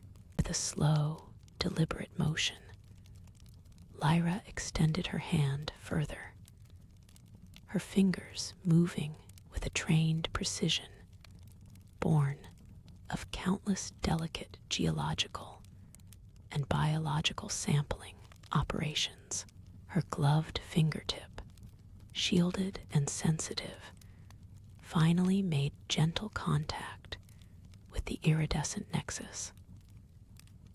The moment of touch was not accompanied by a jolt or a sudden surge, but by a soft, almost imperceptible warmth that spread from the crystalline confluence, a sensation that permeated the reinforced material of her suit.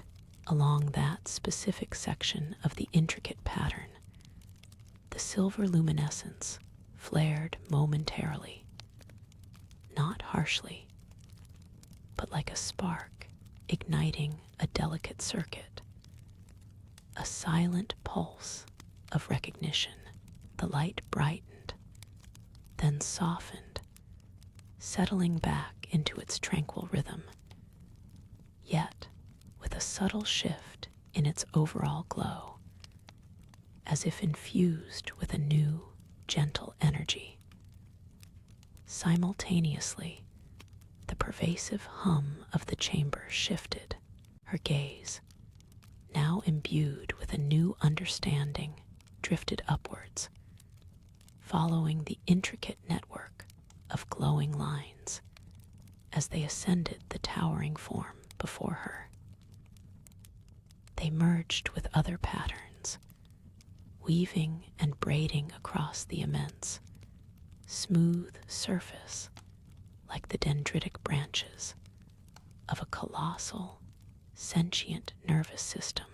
The patterns interconnected, forming vast, luminous pathways that stretched horizontally across the chamber walls and vanished into the ceiling's unfathomable heights, implying a pervasive reach far beyond this immediate space. It became unequivocally clear that these structures were not merely decorative or solely structural. They were conduits, perhaps information carriers, or incredibly efficient energy distributors, connecting this chamber to unseen depths, or perhaps even to the surface world. The subtle, rhythmic pulsing that characterized the light hinted at data flowing, currents of energy exchanging, a constant, slow-motion ballet of information. The silent architects, whoever or whatever they were, had engineered a living network, a testament to a civilization that understood this world's intrinsic energies on a level humanity could only begin to fathom. The subtle shift in the chamber's pervasive hum resonated not as a sudden change, but as a deepening breath, an expansion of the very air around Lyra. It moved from a vibration felt solely in the rock to a gentle presence that filled the entire cavern, a harmonic wave that seemed to caress the rough-hewn walls and the slick, mineral-rich floor. With this broadened resonance, the silver light, initially concentrated around the nexus, began to ripple outward, painting the deep recesses of the chamber with soft, ephemeral glows.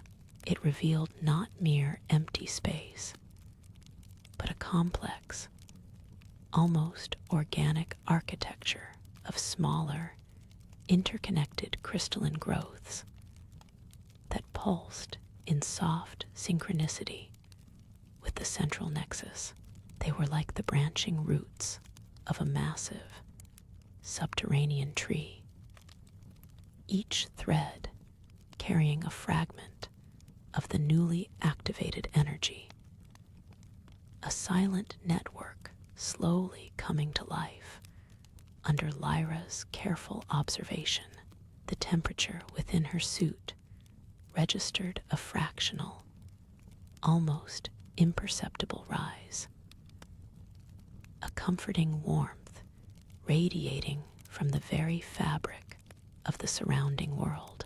As the expanded hum settled into its new, deeper frequency, Lyra noticed a more profound transformation unfolding across the chamber's surfaces. Previously, the walls had appeared as inert rock, albeit intricately carved.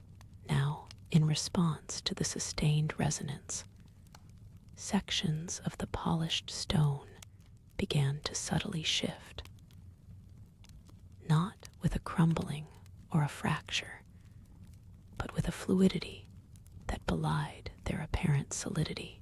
Fine, luminescent lines, thinner than a strand of hair, began to emerge from the very heart of the rock, connecting the visible crystalline filaments into a larger, more comprehensive pattern. These newly revealed tracery lines were not just decorative. They pulsed with a faint, internal light, outlining what appeared to be ancient pictograms or symbols embedded within the cavern walls. Now awakened by the chamber's gentle energy, they spoke of a silent language, a complex diagram slowly revealing itself under the soft, violet-tinged silver glow, hinting at functions beyond mere energy conduction. As the newly revealed patterns solidified on the cavern walls, forming coherent, glowing glyphs, Lyra felt a subtle shift in the air pressure, a barely perceptible current drawing her attention. The energy, no longer just a pervasive hum, now seemed to coalesce, flowing along these newly illuminated lines, guiding her gaze towards a specific point in the chamber's grand expanse.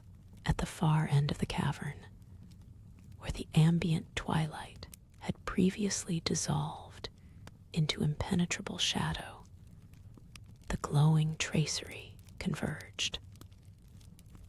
It outlined what appeared to be a massive, perfectly circular portal, or perhaps a sealed entryway, previously camouflaged by the natural contours of the rock and the eternal gloom. The silver-violet light intensified around its edges, creating a soft, inviting halo, a silent beckoning that resonated with the profound understanding suggested by the activated patterns. This was not merely a decorative element, it was a clear path, an invitation into the heart of this ancient, silent world.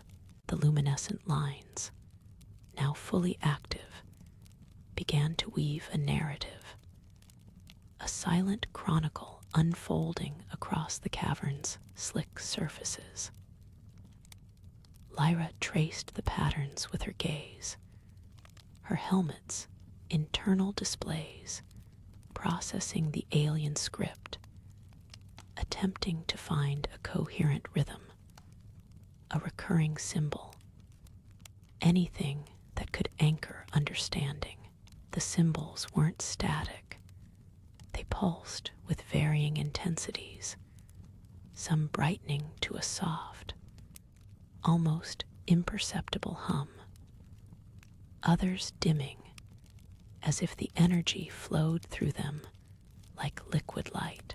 They seemed to map out complex circuits, but also hinted at abstract concepts, perhaps even a history or a purpose, now silently communicating through this intricate, glowing web. The warmth from the surrounding rock continued to gently rise, a comforting constant in the deep, cold interior of Elysium. Beyond the pictograms, the very air within the colossal chamber began to subtly shift. A faint, almost imperceptible atmospheric current, previously still, now drifted, carrying with it microscopic motes of crystalline dust that shimmered like distant nebulae in the soft, expanded glow. This gentle circulation was not a gust, but a languid, deliberate movement, as if the chamber itself were breathing. The newly active energy seemed to be interacting with the pervasive thermal gradients of the rim, creating a microclimate within the cavern. Each tiny dust particle caught the light, creating ethereal trails that slowly swirled, enhancing the sense of a grand, living space waking from a long slumber. As the expanded resonance settled into its deeper frequency, the distant edges of the chamber, previously obscured by shadow and distance, began to recede further. A new, grander vista slowly revealed itself, not merely an end wall, but what appeared to be an immense, perfectly arching aperture, a colossal gateway carved from the living rock itself. It loomed silently, beckoning into a deeper, even more expansive darkness beyond. The light, though still soft and diffused, managed to penetrate this new threshold, illuminating faint, colossal structures within the newly revealed passage, hinting at chambers and passages far grander and more ancient than the one Lyra currently occupied. It was an invitation, a silent promise of untold depths. The luminescent lines, now fully active, began to weave a narrative, a silent chronicle unfolding across the cavern's slick surfaces. Lyra traced the patterns with her gaze, her helmet's internal displays processing the alien script, attempting to find a coherent rhythm, a recurring symbol, anything that could anchor understanding. The symbols weren't static. They pulsed with varying intensities, some brightening to a soft, almost imperceptible hum, others dimming, as if the energy flowed through them like liquid light. They seemed to map out complex circuits, but also hinted at abstract concepts, perhaps even a history or a purpose, now silently communicating through this intricate, glowing web. The warmth from the surrounding rock continued to gently rise, a comforting constant in the deep, cold interior of Elysium. As Lyra processed the expanding visual data, the atmospheric currents around her gently intensified, shifting the crystalline motes into denser, more deliberate patterns. They began to converge, not randomly, but towards a central point in the vast chamber, coalescing into a shimmering, faint cloud that pulsed with a rhythm echoing the symbols on the walls. This nascent formation suggested a focal point, an epicenter for the chamber's reawakened energy. The pervasive warmth intensified slightly, a gentle pressure that encouraged calm and observation rather than alarm.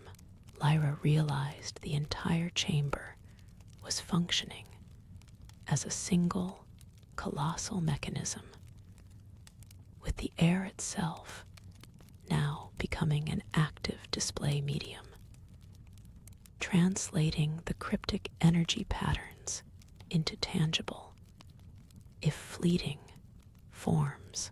The shimmering cloud, now a distinct, softly glowing vortex, began to project a series of geometric forms into the air. These weren't mere light effects.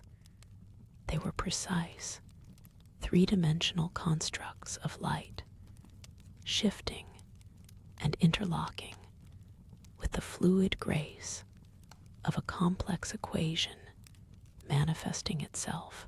Lyra's helmet HUD registered subtle energy fluctuations, distinct from the wall patterns emanating from this ethereal projection. It felt like a direct response, an invitation to a deeper layer of interaction. She extended a gloved hand, not to touch, but to measure, to gauge the precise thermal and energetic output of the projection. The air around her hand felt smooth, almost viscous, as if she were moving through a liquid, silent current of data. The shimmering cloud of coalescing motes began to tighten, its form no longer diffuse, but gradually solidifying into a more definite, intricate shape. Within its pulsing heart, fine, crystalline filaments started to interweave, slowly rotating around an unseen axis. Lyra extended a gloved hand, a silent gesture of inquiry, her suit's sensors registering a faint, rhythmic vibration, now accompanying the deep, pervasive warmth that permeated the chamber. The air, thick with suspended light, felt more alive, a silent participant in the awakening. As the crystalline form continued its slow revolution, the inner filaments resolved into a holographic projection, not of solid matter, but of pure, shimmering light. Abstract symbols, akin to those on the cavern walls, but far more dynamic, began to cycle through its layers, mapping out complex energy pathways that seemed to flow directly from the cavern's luminescent veins.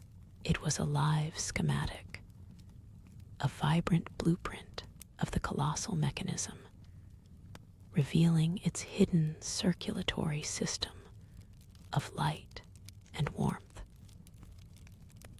Lyra felt a subtle pressure, as if the chamber itself was communicating, urging her to observe, to understand its reawakened pulse.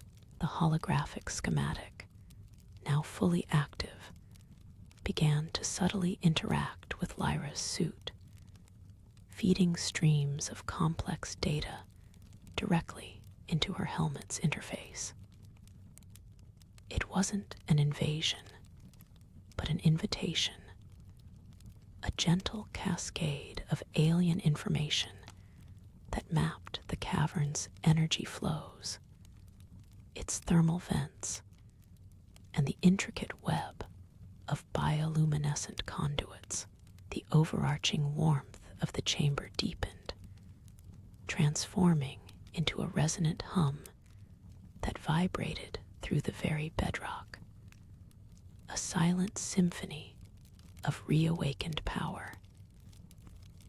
Lyra felt a profound sense of connection, as if the ancient mechanism was extending a part of itself, offering a glimpse into its long-dormant consciousness. The feeling was not a command, but an invitation. Lyra took a slow, deliberate step forward, her boots making no sound on the smooth, dark floor. The air shifted around her, a gentle current that seemed to part as she moved. The holographic schematic, a spinning lattice of light and symbols, responded to her proximity. Its rotation slowed, and the intricate patterns within its core seemed to expand, drawing her gaze deeper. The faint, rhythmic vibration she had felt through her gloves now resonated through the soles of her feet, a soft, thrumming pulse that was the chamber's own quiet heartbeat. She followed the glowing line not with her feet, but with her eyes. It traced a path through the shimmering air, a silent river of light flowing towards a section of the far wall that looked identical to the rest. But as the schematic held its focus, a subtle change began. The faint, ambient glow of the symbols carved into the cavern walls intensified in that specific area. What was once a uniform, soft violet began to warm, shifting to a brighter, more active magenta. Slowly, as if waking from an aeon of sleep, a new pattern was illuminated. As the great circle on the wall pulsed with its steady, warm light, the central schematic shifted once more. The intricate web of internal pathways dissolved, its light folding back into the core. For a moment, there was only a single, brilliant point of light hanging in the center of the vast room. Then it expanded outwards, not into a machine's blueprint, but into a perfect, three-dimensional rendering of the planet Elysium. Lyra watched, motionless, as the familiar form of her new home spun in the silent air. She could see the scorched, star-facing day side, its surface a shimmering white, the magenta glow, vibrant and inviting, pulsed with an almost imperceptible rhythm, drawing Lyra closer. The symbols, now fully awake, did not just glow. They began to subtly shift, their lines and curves stretching, rearranging themselves like a liquid script. Slowly, the smooth, dark surface of the wall rippled, losing its uniformity. A seam, fine as a spider's silk, began to trace itself along the perimeter of the intensified pattern, defining a perfect, arched doorway.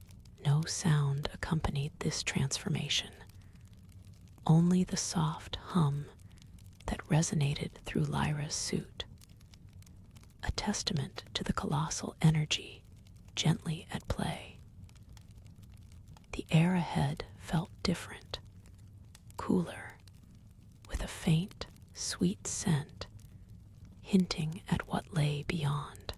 Lyra extended a gloved hand, not to touch, but to gauge the shift in pressure, the subtle currents flowing from the newly formed passage. It felt like breathing, a slow, deep exhalation from the heart of the structure. With a calm, deliberate breath, she stepped forward, crossing the invisible threshold. Her boots met a surface that was no longer the smooth, dark stone of the main chamber, but a translucent, crystalline material that hummed faintly underfoot. The passage beyond was not a crude tunnel, but a gracefully curving ramp, gently descending into the dimness. It was lit by an internal glow, soft cyan lines running through the crystalline floor and walls, like veins of captured starlight, guiding her deeper. The air within the crystalline passage grew warmer, a comforting shift from the cavern's ambient chill. It was not a dry heat, but a humid warmth, carrying the faint, sweet scent of distant, blooming things. As Lyra descended, the cyan veins in the walls pulsed with a slightly increased intensity, revealing intricate patterns woven into the crystalline structure itself. These were not mere aesthetic choices, but appeared to be conduits, carrying a gentle flow of energy, a silent current through the very material of the passage. She noticed small, almost imperceptible inclusions within the crystal, tiny, iridescent motes that occasionally flared with their own internal light, like trapped embers within frozen water, hinting at organic origins, or a fusion of life and inorganic material. Lyra's steps were measured and silent on the crystalline ramp, a continuation of the deliberate journey deeper into the heart of the alien structure. The translucent material underfoot, still cool, but now subtly warmed by its internal cyan glow, continued its gentle hum, a deep, resonant frequency that seemed to permeate the very core of her suit, a soft vibration against her skin. The graceful curve of the passage extended further than she could visually trace, a seamless tunnel crafted from captured light, guiding her with an ancient, unwavering purpose. As she ventured deeper, the embedded cyan lines within the walls and floor began to differentiate, evolving from simple guides into intricate, flowing patterns. These luminous veins pulsed with an almost imperceptible life, not merely static light sources, but seeming to respond to her proximity, brightening ever so slightly with each step she took. A silent, energy-efficient acknowledgement of her passage. The cool, sweet scent intensified with every meter of descent, becoming almost overtly floral, yet retaining an underlying earthy richness that spoke of unseen growth, of organic processes thriving in this hidden, protected realm. The gentle slope of the ramp finally began to level, signaling the end of the long descent. Lyra's boots met a broad, crystalline platform, its surface even wider and smoother than the ramp, feeling solid and expansive beneath her, the constant cyan glow emanating from within the crystalline material here seemed to concentrate, casting a softer, more pervasive light, revealing the true scale of the space she had entered. Below her, a colossal cavern opened up, stretching into an immense, echoing void. Its walls and ceiling were so distant, so vast, that they were lost to the perpetual twilight that defined this unique rim world. The sheer enormity of it was breathtaking, a testament to the immense engineering or geological forces that had shaped this place. Lyra cautiously stepped further onto the broad platform, its crystalline surface smooth and cool beneath her boots, absorbing the soft cyan light from within.